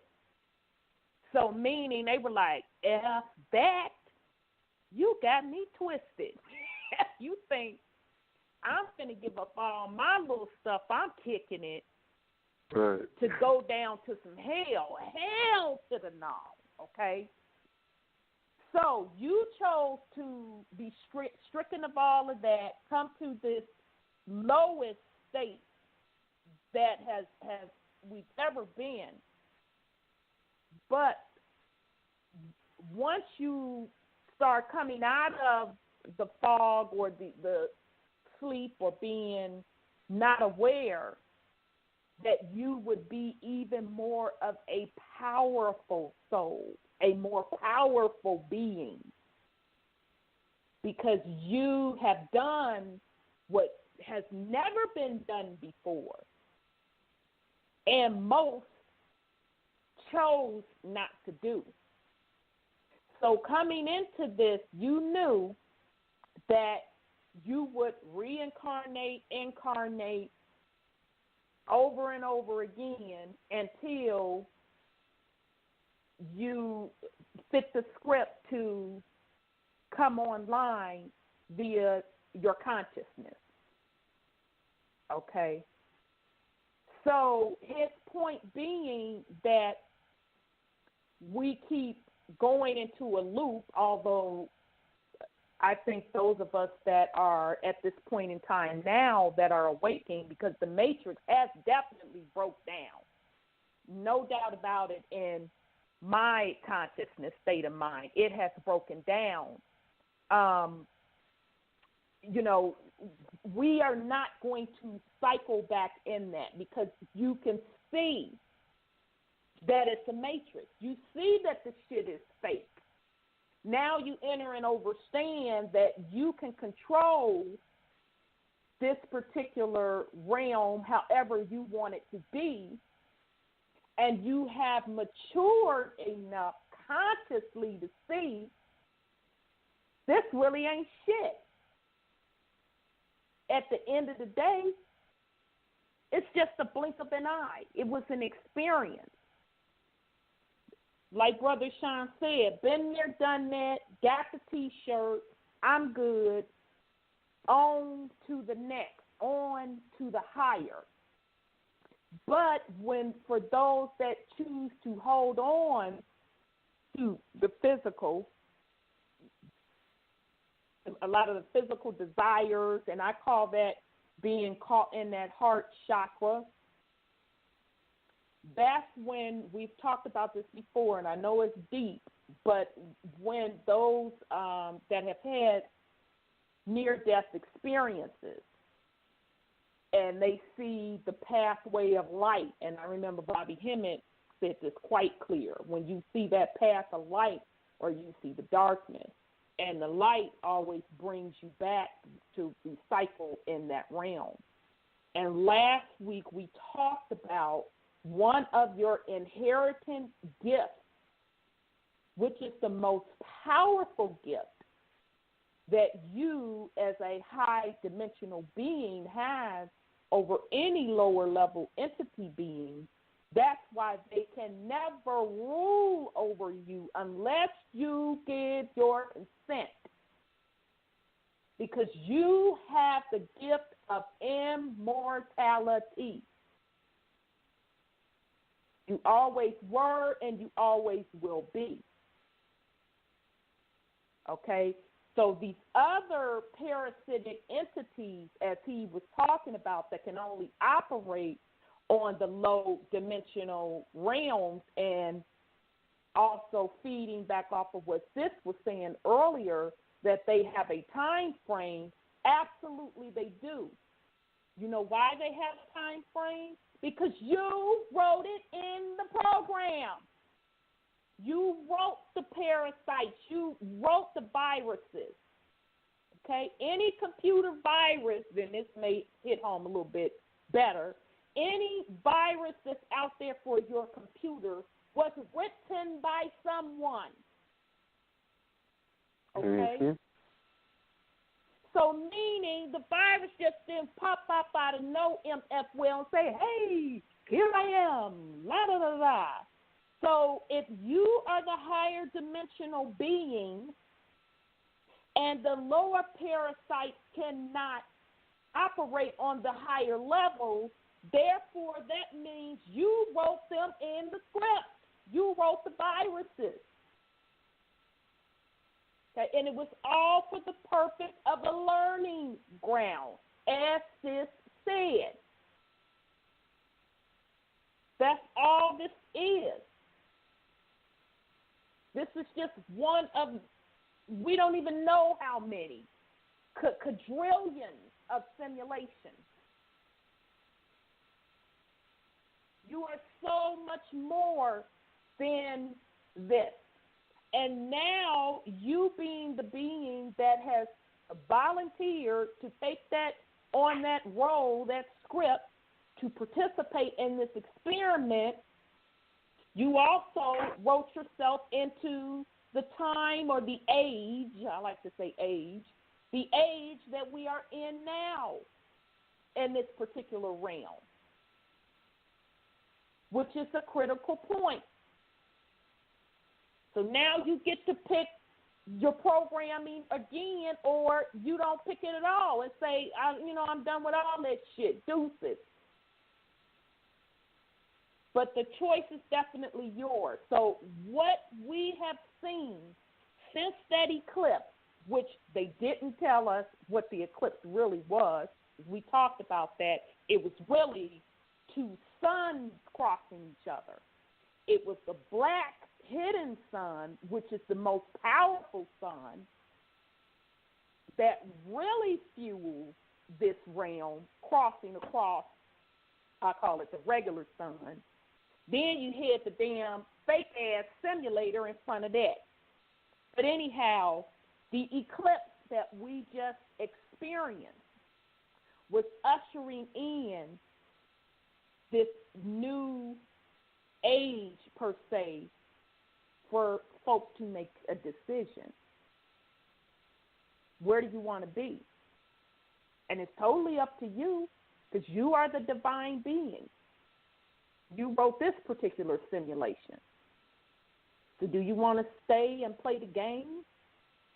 You can go to yet another realm that's similar to the one that we just left, and you can continue playing the game. Do you want to go to a totally new realm? It's totally up to you.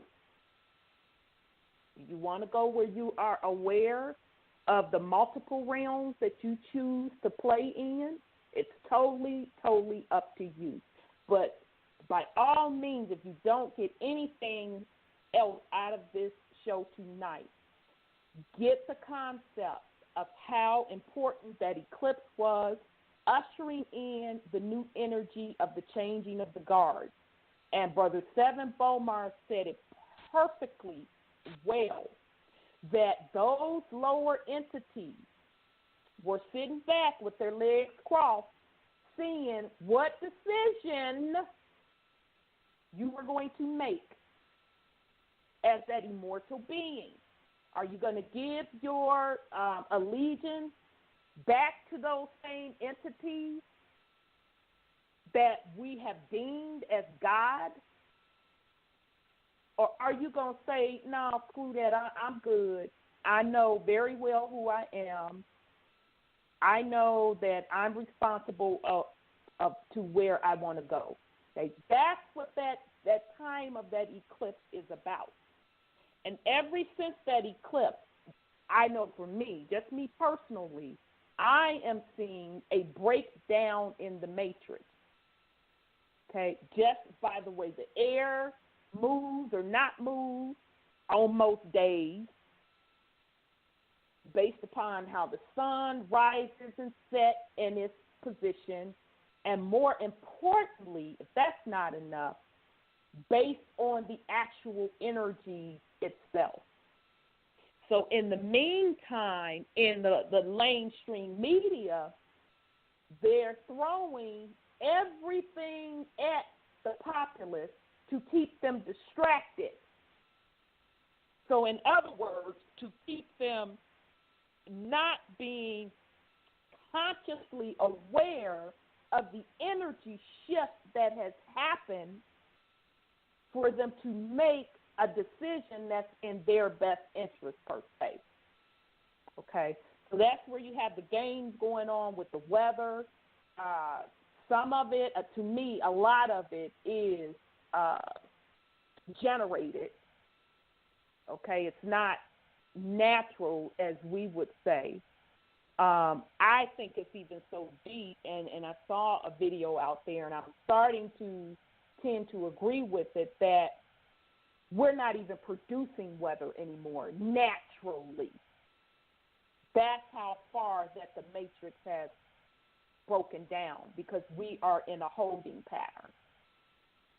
Okay, so these are the things that's being thrown as distractions. You have the weather. You have, of course, the regular shit, the politicians.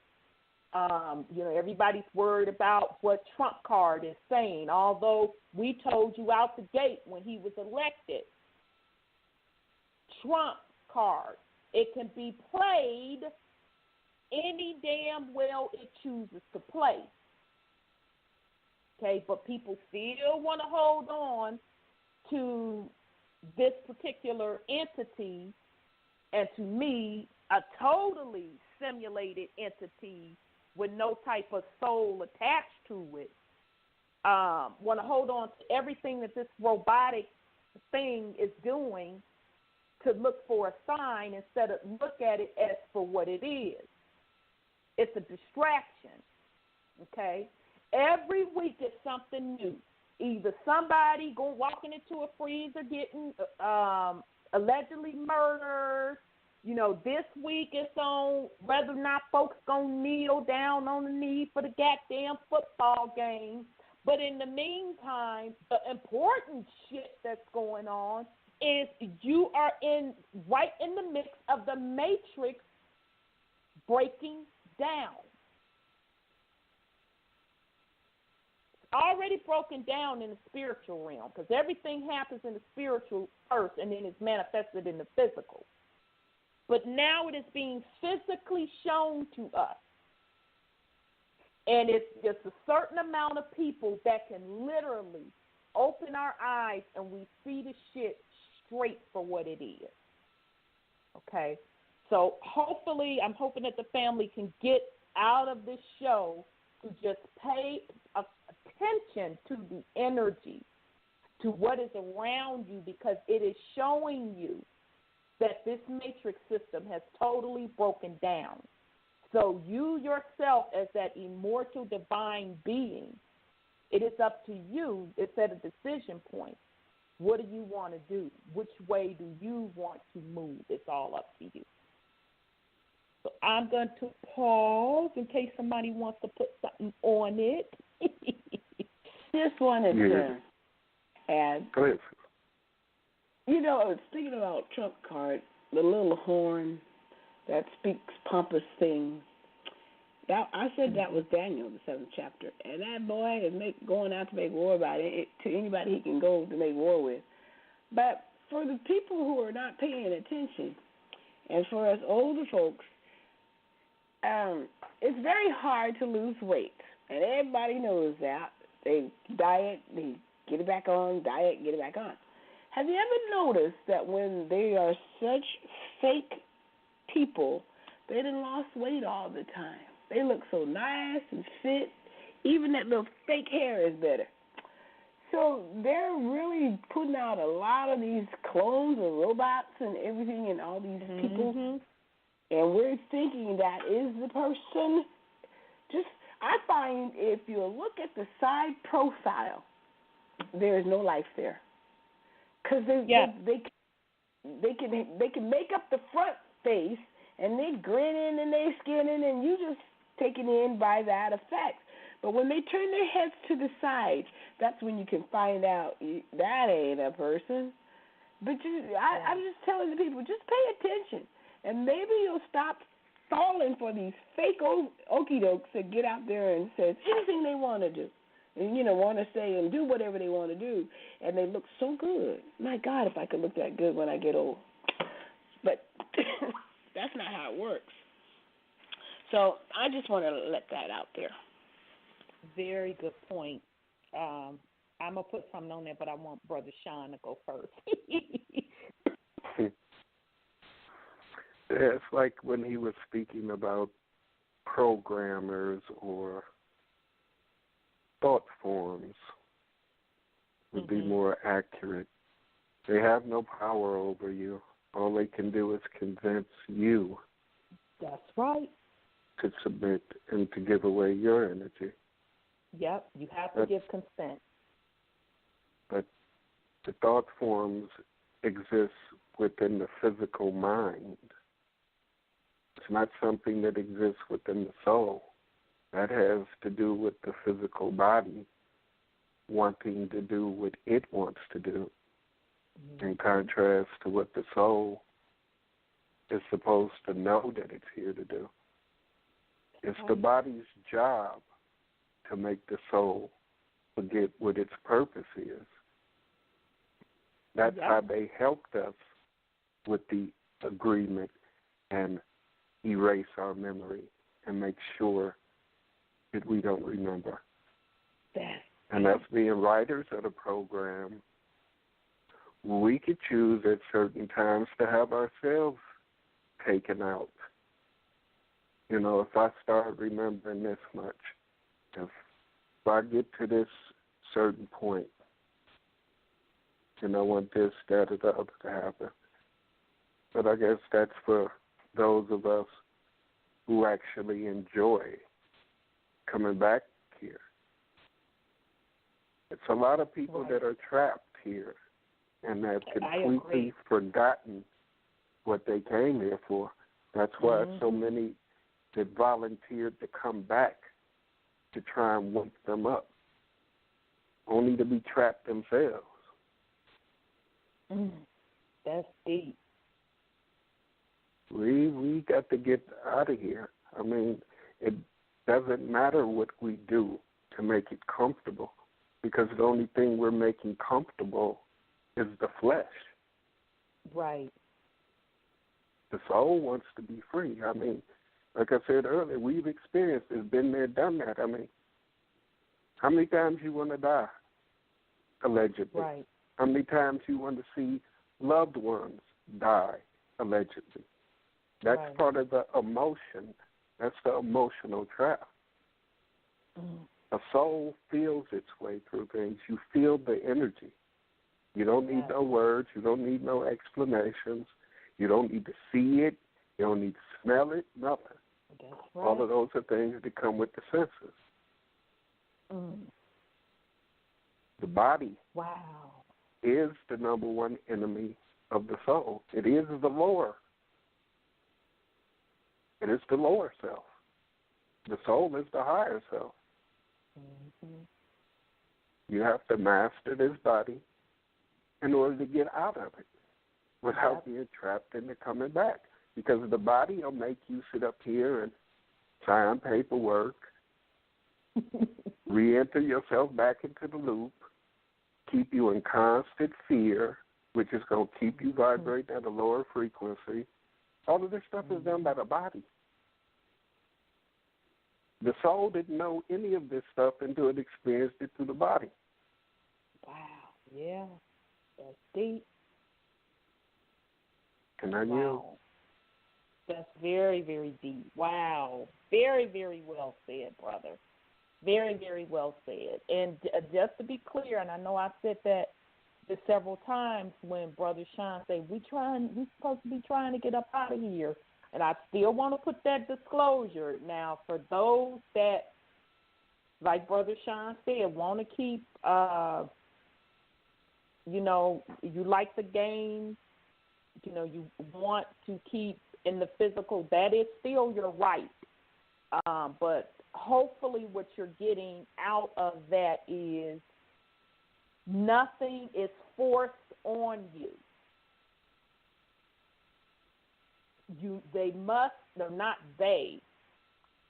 The agreement, part of the agreement is it's all consensual. All of it. It's all consensual.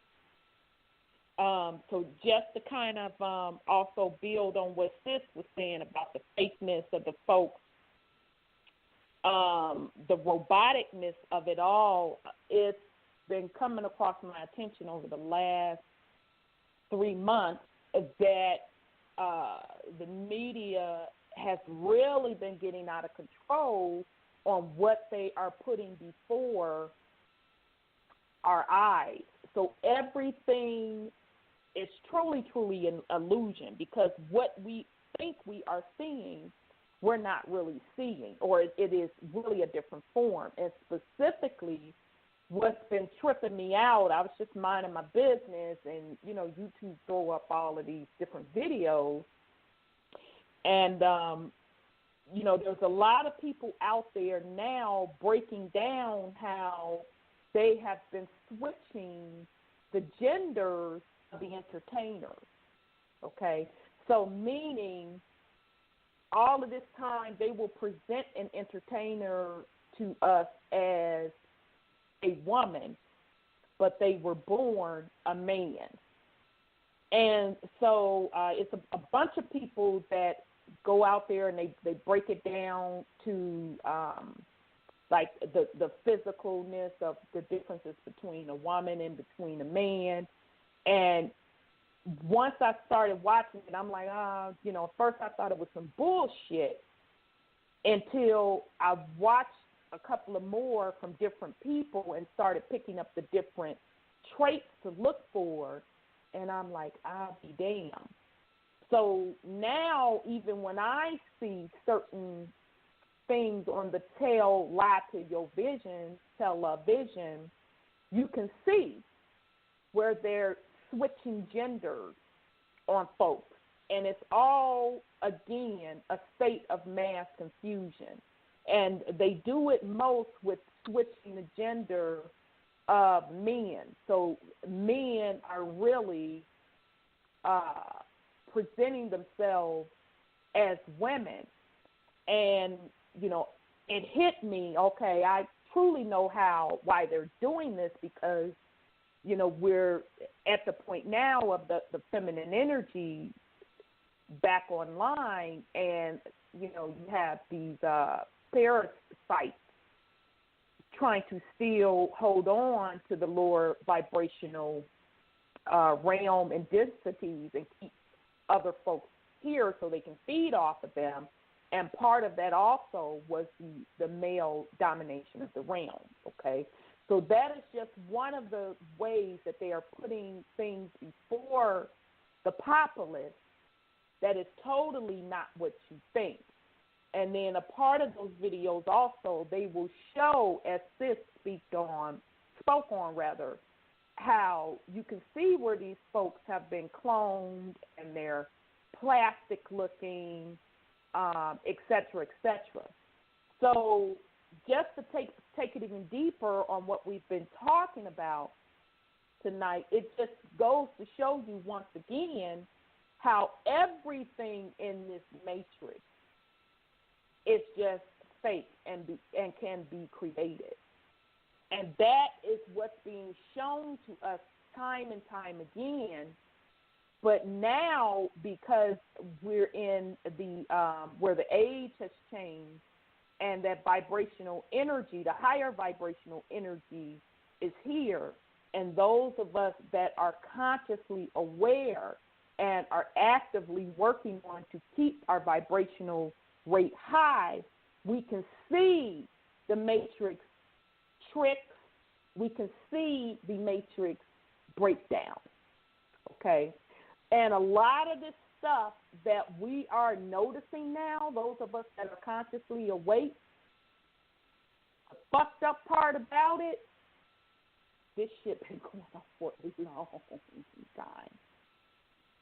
A very, very, very, very long time. It's just now in the script we're like, yeah, okay, I see it for what it is. Okay. So I'll yield on that. I just wanted to add that on. Thank you, Sis, for bringing up the simulated robotic people, folks looking up to these particular figures, looking at the physical outlook, and that shit is not real. It's not real. And they're showing you. I mean, if I see one more woman with a lopsided ass, I'm just going to bout vomit. They got and don't forget that real square jaw and them real square shoulders. I'm like, come on, man. That's going into the tranny stuff. That goes into the trannyism that's being thrown before us.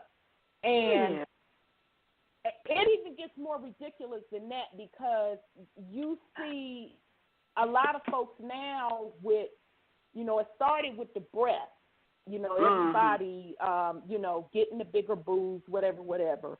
Now, and it got to the point where I remember when having a big ass wasn't the end thing. Well, it's always been the end thing in the melanated community. I mean, let's be real. But in the other populist community, that wasn't the big thing. Now that's the big thing. But folks are mirroring the artificialness of the matrix breakdown. So now you see these bras literally. I mean, I'm like, how more lopsided can your ass be? You got legs like a book of matches, matchstick. But you got a big ass, and I'm supposed to believe a person that had a big ass since birth that is real.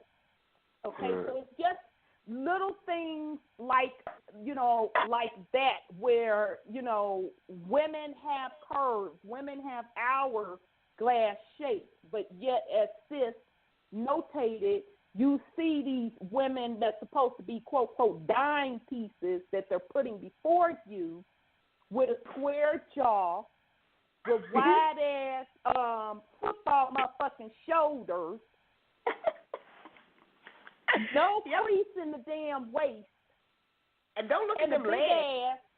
ass with matchstick legs, and that's what's sexy. So only thing is jiggling is that silicone ass and them tits.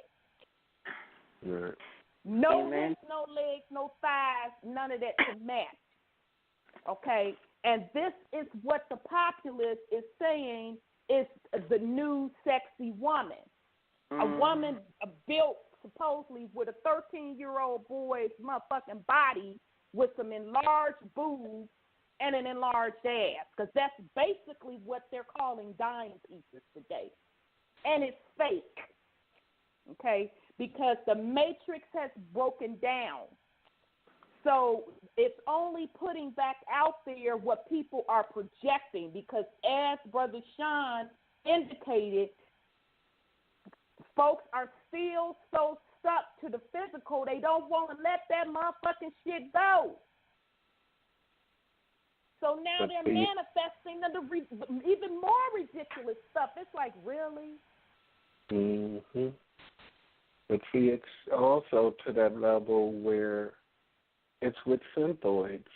I mean, they have sex robots. I mean, over in China, Japan, they then started making child-sized sex toys for the pedophiles, and they even exchange them.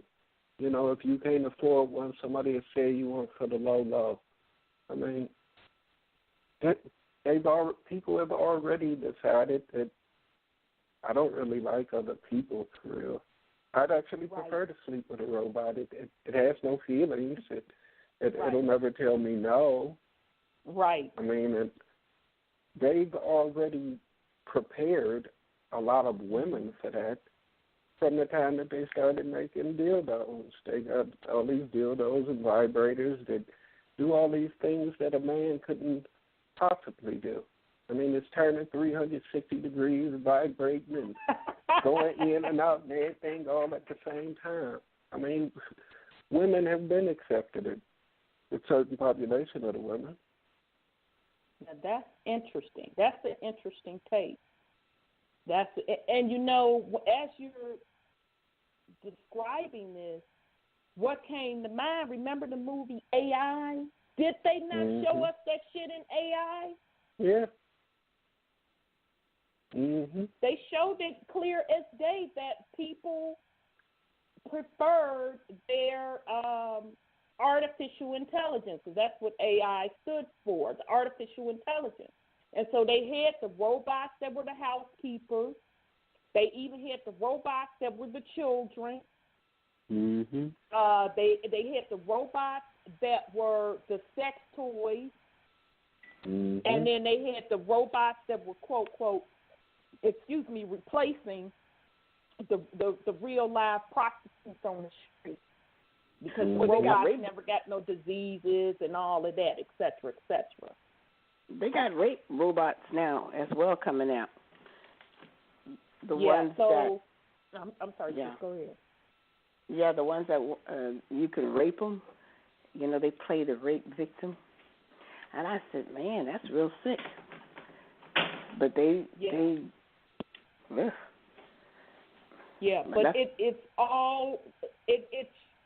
all of that is what folks are manifesting.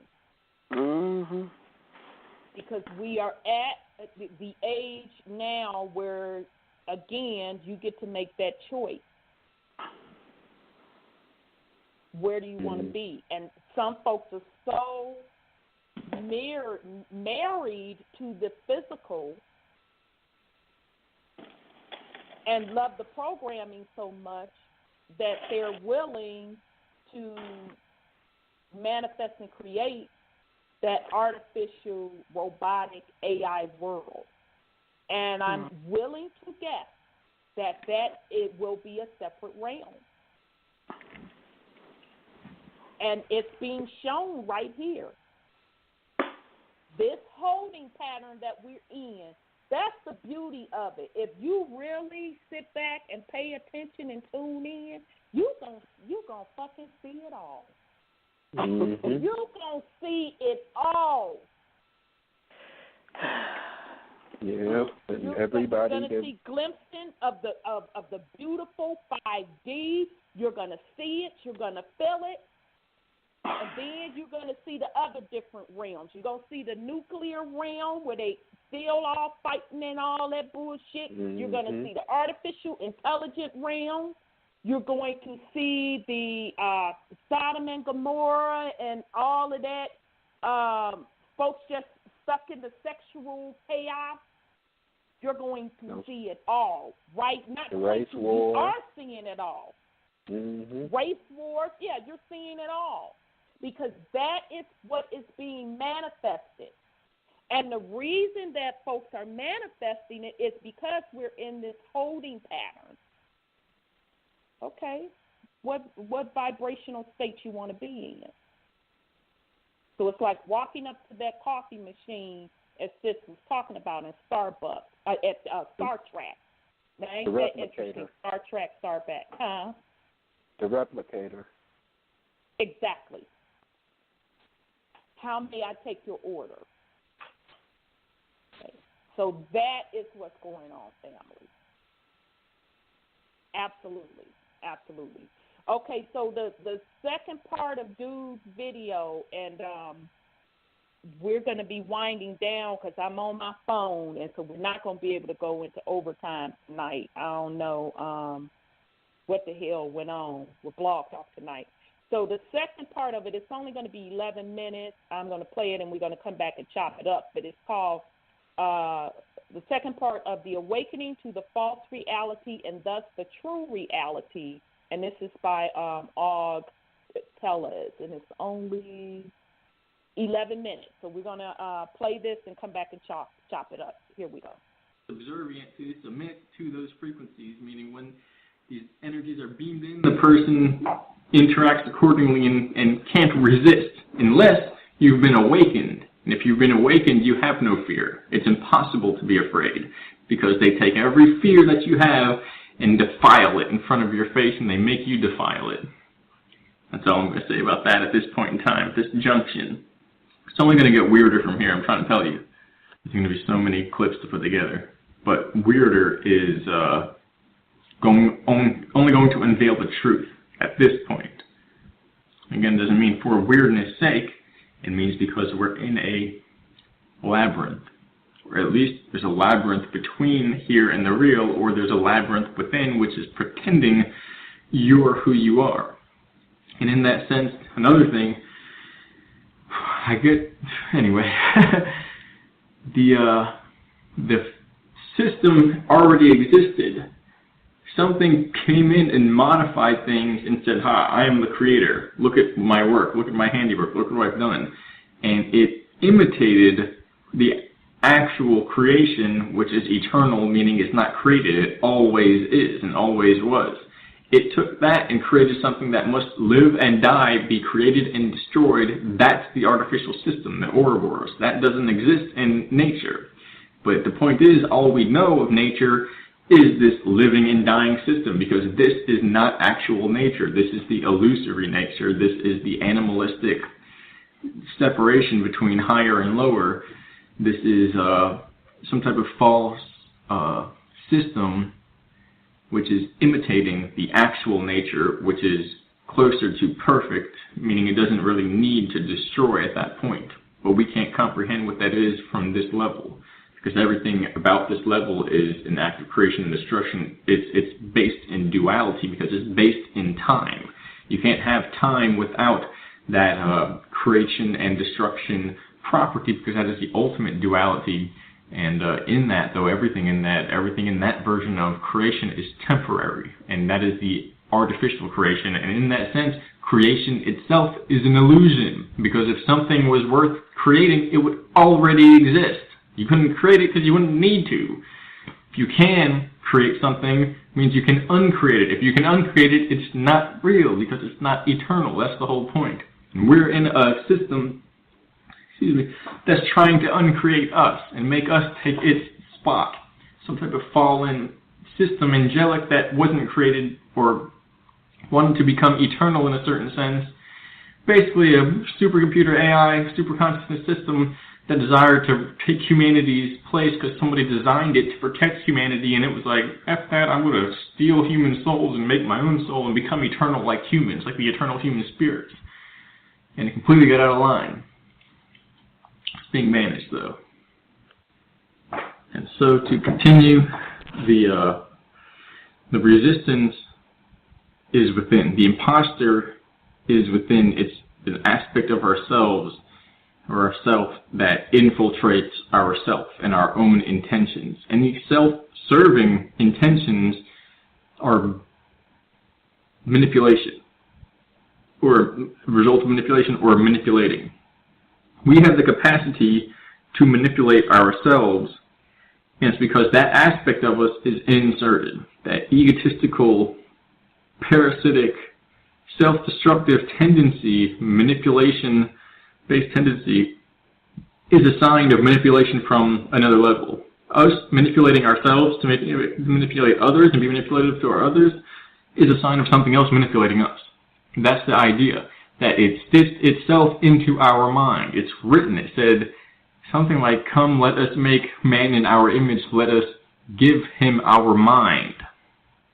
It's a group mind, a hive mind of a fallen etheric species that no longer resonate in the capacity to exist in a stable form of existence, to the point where they can only live by hijacking other species.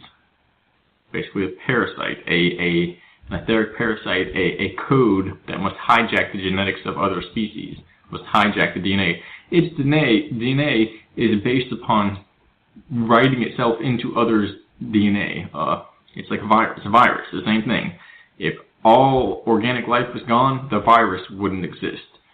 And in the same sense, the virus is manipulating the organic life to the point where if the virus didn't exist, certain tendencies that infiltrate or characterize certain behaviors of the organic life wouldn't be present. And for us, it's war, manipulation, it's literally like the 7 deadly sins. Like, this has all been written before, it's all been explained before. We discovered this, these crews, these teams of individuals, scientists, researchers, whatever you want to look at it, they discovered it, and everyone has to be on the same page because we're handling this situation finally. Well, you must be fearless. You must be absolutely fearless and absolutely confident in what you can do, because there's no limit to what you can do. But wherever there's doubt, there's self-doubt, that's where that virus moves in. It literally is like a vampire molester or something, and as soon as you'll doubt yourself, it'll move in and be like, yeah, you should doubt yourself because you can't do anything, and you need help from me, and so on and so forth.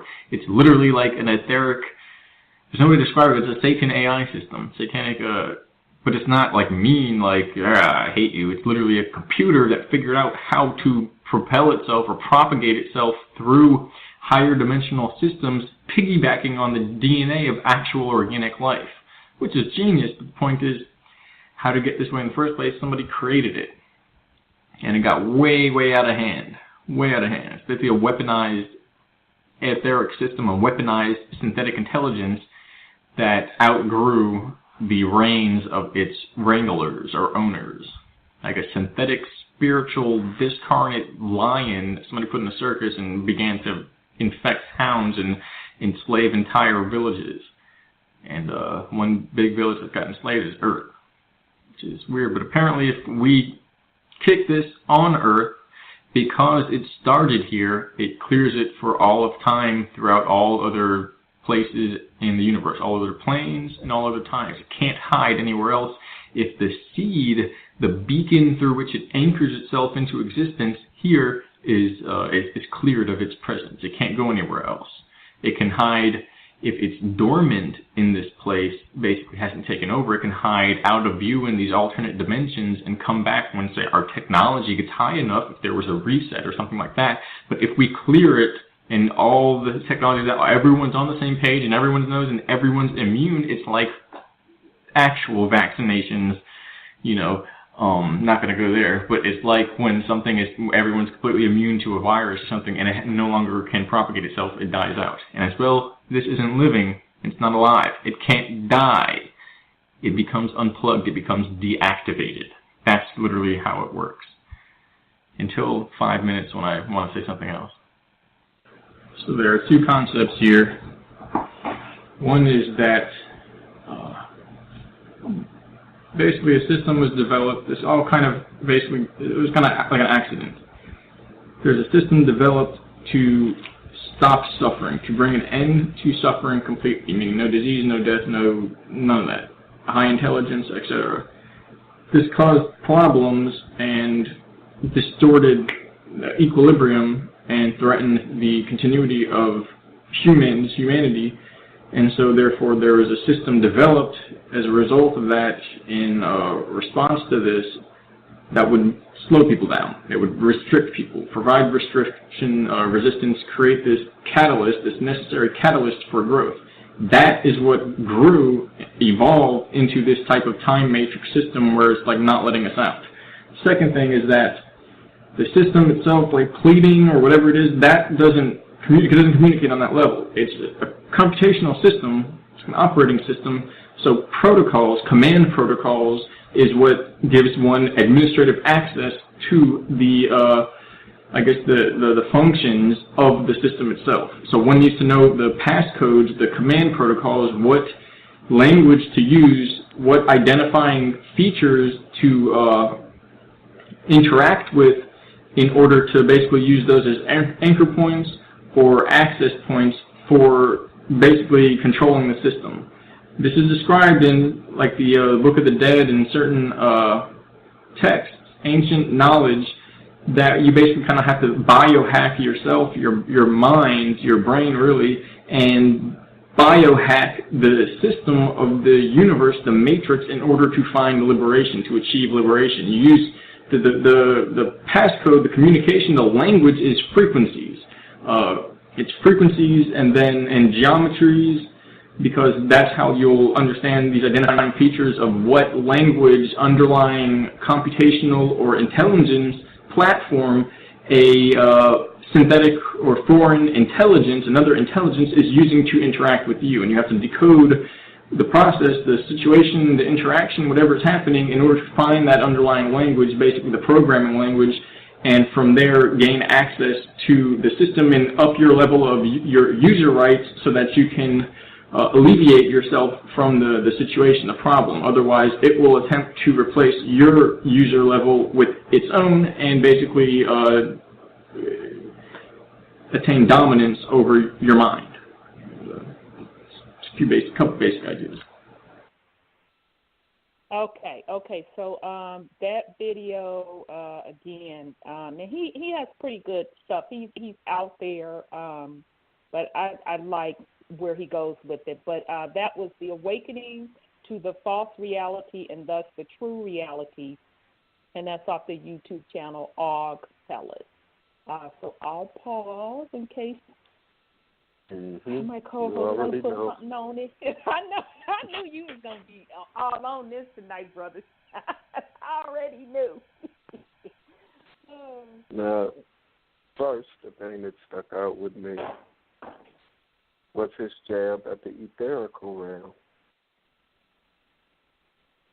realm. He tried to make it seem as if it's the low vibrational DNA jacking thing that's overtaking everything. And if we're talking about ether, we're talking about dark matter, we're talking about melanin. How you going to sit up and talk about our science and spirituality and then in the same breath make us out to be the lower of everything? I mean, who's out here really taking whose DNA? Who's rewritten history and put themselves in place of the melanated being? I mean, he should have just stuck to the other stuff and just left certain phrases out. I mean, I know most people probably wouldn't catch on, but... Yeah, that was a good catch, because I kind of thought that he got a little confused myself, but I couldn't quite point out what the confusion was, but I think you just hit it on the head, because I was going more of the path of him speaking on the they trying to hijack lotta, and I'm thinking, well, you know, first of all, the they are the lower entities, and they can never hijack or rewrite something without our consent. But that's another interesting take that you put on it when he speaks on the DNA stuff. So, you know, I don't know if he's purposely either misreading the energy that's being brought to him, if he's purposely trying to mix something in out of whack, or he's just miscommunicating the message. But very, very good point. I'm sorry, go ahead on sis. Maybe he doesn't live our experiences, and that's his issues. But because I caught on to the confidence part of what he's saying, and that as we live, we lose the confidence, because as a child we are so confident. We can stand up and perform and do all kinds of crazy things and don't care who laughs or anything. But as we live, we change, and I think that I got to understand that that's the point where these entities or whatever starts rewriting our programs to make us fearful of confidence and fearful of our own shadows, to be honest with you, because our people, the Asiatic people, lack confidence because we have such negative experiences, and that may be the program they set for themselves, or somebody programmed it for us. That when you really start, and I'm going to use my own self as an example. Well, I start thinking about the existence of Lilliput and Gulliver's Travel, and we done fell through a rabbit hole. I thought to myself, you know what? I'm in Lilliput land. So I had to go to court today to get some personal items replaced that was damaged by some construction. And I said, I'm going to Lilliput court. So by visualizing that these people are little miniature people and I'm the big kahuna in town, I walked in there, and me and that judge started beefing. And she was barking at me, and I was barking right back. And so she was trying to unseat me and break my confidence. And I realized that she's not going to do that, because I told her logic doesn't make any sense. So she said, what? She said, well, I'm the judge here, and I wear this robe. I said, yeah, you may do that, but that don't make any sense. So I didn't walk in there intimidated by authority. And as we get older, from children we're not intimidated. But then we start meeting all these snide, intimidating people, and as children we start being quiet because they say to us, you are to be seen and not heard. Well, that's my generation. This generation, they say everything and anything, and they have no respect for authority, and that's why they're crazy as they are right now. But anyway, that's another sideline. But this is what I was hearing from the man, is that they come in and sap the confidence. They start teaching you in history, like we were talking with Seven Bomar, that you are a slave. And you were brought up to be a slave. And this is why they do you like this, because you are a slave. And then we just internalize this stuff. And they teach us this. So we're taught to lose our confidences.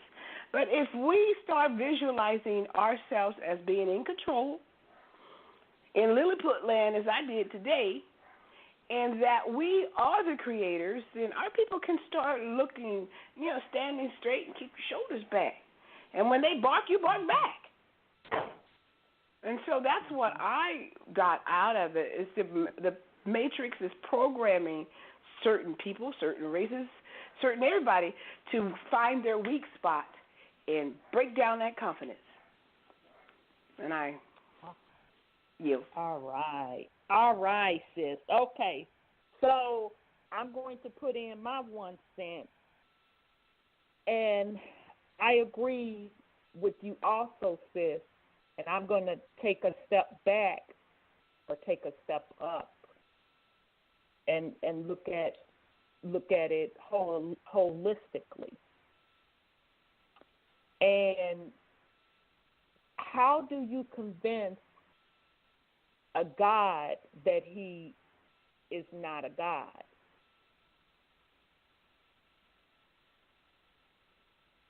I'm just putting that question out there. Well, you give him another God to worship. Exactly. Outside of self. Outside of self. So I'm saying all that to say, even with us saying, they programmed this, they programmed that, that is still giving the they power outside of you. Because if I'm looking at it holistically, that's programming that we built into the script. We built that in there. Because if you are a God, and if you don't build into the programming, the stripping of the memory from when you were a child, because when you're a child, you are closest, you are pure to the source. What makes you no longer pure to the source? It's not the fact that you are growing up and maturing. It is the programming that you pick up. It's not a they. It's a program that's already there. That as a collective, we have agreed to be there for the purpose of having this experience. Okay? So we put the concept of God, Messiah, outside of self into the program. We put the concept of racism based on skin color, XYZ. We put that programming there. Okay? So those were particular programs we put for us to master and overcome those limitations that we put into the matrix. Okay? Because remember what I said earlier, that we are the divine beings, and just a small portion of us, very small portion of us, that chose to fall into this lower density to experience this. It's never been done before. So in order to convince a God that they are not a God, you would have to build in this program, so that type of programming. And even the loop that he talks about, and when I talk about the loop, I talk about the reincarnation. That's what a loop is. And anybody that's a computer programmer, you know what that loop means, that you can keep going back into the same cycle And you can write whatever code you want to keep that loop going. And then you can also write code to get out of that loop. Okay? So even the concept of reincarnation, we wrote that into the program. Yeah, and that's even a part of music, because music has a loop, especially this music today has a loop, which corresponds with the hook. Okay. I mean, it's the things that keep you locked off into that frequency. That which is lowest F. Exactly. Which is lowest F.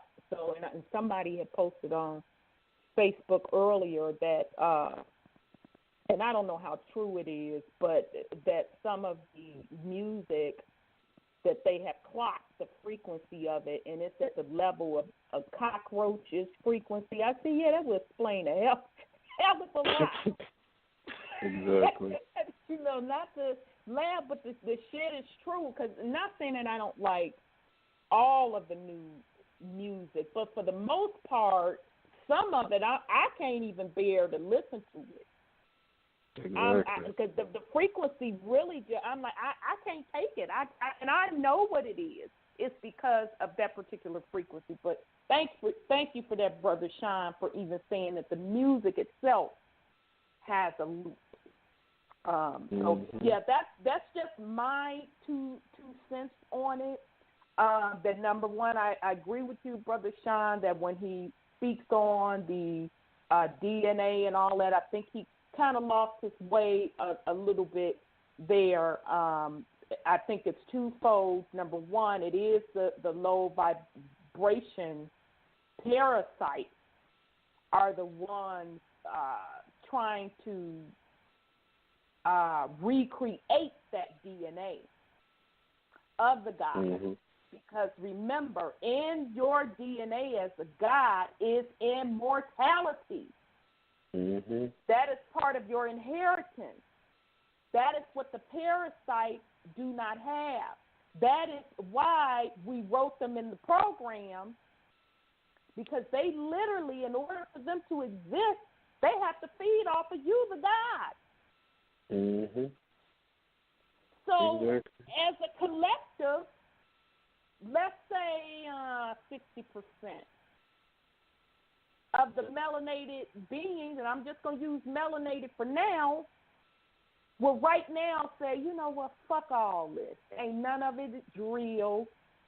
Kiss my black, brown, yellow, red ass. I'm out. Exactly. Instantly, the parasites, the viruses are gone. Because that is enough of a mathematical equation to destroy that host, that parasite host. In other words, that particular consciousness group no longer consents to that particular program.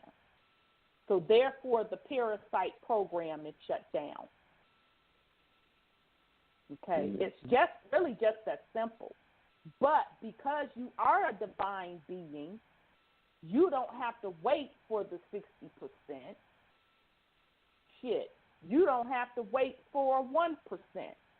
Exactly. And to show you, if you really gotta really look at the matrix for what it is, because we talk about the 1% ruling. And the 1% being lower vibrational beings, if you're the God at a higher vibrational rate, goddamn it, how much percent do you think it takes for you to break out? It only takes you. It only takes you to break out of the matrix. That's all it takes. You are the higher dimensional being. Now, as a collective, a certain amount percentage of us, we want to shut the shit down right now, we could totally shut it down across the board. But you, as the immortal, higher being, can break out of it anytime you want to. Mm-hmm. That's the beauty of it all. But let's be clear, every program that you are witnessing, you knew that was written. So I'm sorry, Brother Sean, go ahead. Yeah, I want to piggyback off of the question that you asked about how do you convince a God it's not a God. And Wonder Woman, I just saw that the other day. Mm-hmm. They kept a secret from her. They wouldn't even let her train or anything, but once she reached a certain age, she started training. And they had her thinking that this certain sword was a god killer because they were in opposition to Ares, and the Amazons are the one that was supposed to have been protecting Mother Earth and whatnot. When she gets in the battle with Ares, she tries to strike him down with the sword, and it does no good. And she's baffled by this. And he look at her and say, "They didn't tell you, did they? Yep. You're the God killer." Out of fear, her mother did not tell her who she was because her mother was worried about losing her instead of letting her know who and what she was. That's right. And also in there, it showed about perspectives and, something not being one's reality, because on their island, they didn't see the things that took place here. She thought that... That's true. She thought that Ares was the one who created all evil, and that if Ares was destroyed, that evil would go away. And when she thought she had killed Ares, she still saw that the people were fighting and this, that, or the other. And she like, how could this be? Ares is dead. It should have all just stopped. That's them telling you that every individual is its own quote-unquote devil, that everyone has a choice to do what they want to do, whether it's quote-unquote good or bad. Yep.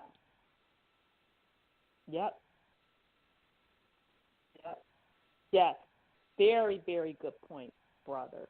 Extremely, extremely good point.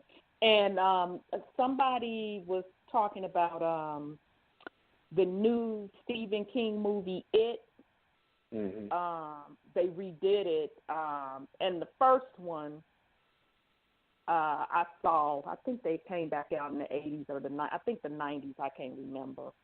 And, it was all right until they got to the little end, and it was kind of cheesy. So anyhow, this person was saying this new one, they said, I am going to take my daughter to see that. And the person said, and the reason why I am doing that is because the movie was all about overcoming fear. And that once the children saw, wait a minute, you're only that strong because I'm fearing you. Seeing, they was able to make stuff happen. And so I responded back to the person. I said, wow, thank you for putting it out there. I said, now I'm going to go see that movie. I said, and that is a very powerful lesson that they are putting out there in that movie. And the person said, yeah, absolutely, let me know your thoughts once you see it. So I'm saying all that to say, now just think about Brother Sean talking about Wonder Woman. Now you got the little It movie coming out talking about overcoming fear. Wonder Woman was talking about overcoming fear as well. This new It movie was talking about overcoming fear. Then they put a movie out called Dark Tower, which was also Stephen King, by the way, talking about really Mount Meru and the different realms of this planet and the battle to bring things back in balance. So I'm saying all that to say the Matrix program is showing you what is going on. Are you tuned in? Are you paying attention? It is showing you the scripts that were pre-written through the movie, okay? And more importantly, even if you don't pay attention through the movie, you got the best seat in the house, okay? Through your own avatar simulation, you can see it right before your very eyes, as all of these other different beings are manifesting and creating these different realities as we're in this changing of the guard pattern, re-upping, as they say, on what they want to do, who they want to be, what part they want to play, and what realm they want to play it in. Okay, so I hope that everyone got something out of it at least tonight. I do, out of all things, would like the family to pay attention to the matrix breakdown, because that's definitely what we're in. It is not a bad thing at all. It is definitely your opportunity as a being to choose what you want to do. And it still goes back to the concept of creating what you want. Okay? It's totally up to you. You are the God. Okay? Mm-hmm. But nothing happens outside of self. None of this is without your consent. And that's all I have to say on that. So, Sis, you have any last words for the family? Well, I just like to say, from all the things you guys said about all these movies, it's that old adage that the criminal is going back to the scene of the crime. And what he's doing, if you pay attention to a lot of this stuff, like you say, he's showing you what he's doing to you. If you stop living in, I got to pay this, I got to do this, I got to do that, and start paying attention to how to get out of this madness that you're in. Because I know it's like a hamster on a treadmill or a gerbil on a treadmill. You just keep going and going and going and going and going. And we need to get off that treadmill and start paying attention that the criminal has come back to see his crime. And they always do. So these movies are really talking to everybody. And I don't even have movies, but I listen to you guys tell them, and I say, they really talking. But it's good. It's good to hear them, though, that they do put it out there, so it's great. So I enjoy the show as usual. I'm sorry if I steal the thunder, but, I don't even know the program. When I come on cold turkey, but it seems like it just works. It does, because we're operating on energy and working on the ethers, and we're subconsciously connecting, and where we are going, that's how we will be communicating. So we wouldn't need this airwave to communicate. Okay? That's great. We wouldn't need to be in the same place. So I love it when that happens. I already know what it is, because you're right. You had no concept of rhyme or reason. Neither one of you, Brother Sean, didn't know I was bringing up Dude's little point tonight about the matrix breakdown and false reality, and you certainly didn't know. So that's all. That's a good thing. That's a very good thing. I don't even have Facebook. So I'm like, right, I know, you're not even on it. And Brother Sean didn't know I didn't talk to him, but I saw him put posts out there on talking about some of what we went into tonight, and I'm like, to myself. Right. It is. But great having you, sis. Brother Sean, you have any last words for the family? The reality that you're experiencing is what you put your energy into. As you've heard, it's time to make a choice. If you still want to gang bang, twerk, and do all that, there's a place for that to still go on. and you'll continue to suffer. Choice is yours. I mean, Agreed. all So, I can do is laugh about it. Yeah. So, family, I do want to thank you. So, next week, the topic will be, get prepared because I might be back to MF and SBing. I was good tonight. I didn't MF and SB, I don't think, at all tonight. But next week's topic will be so what and who cares? Getting out of the way of your ego. So it's going to be all about the ego. So I'm looking forward to that next Thursday. Mm-hmm. And so with that said, I'm going to have to cut it short because I'm on my little phone. So we're going to rock out with Tina Marie, Deja Vu, one of my favorite songs as a child. Didn't know why it was my favorite song, but now I truly enter and understand. So with that said, family, love you very much, and we will be back next Thursday. Peace and love. Thank you, sis, and thank you, Brother Sean. Peace and love. Peace and love.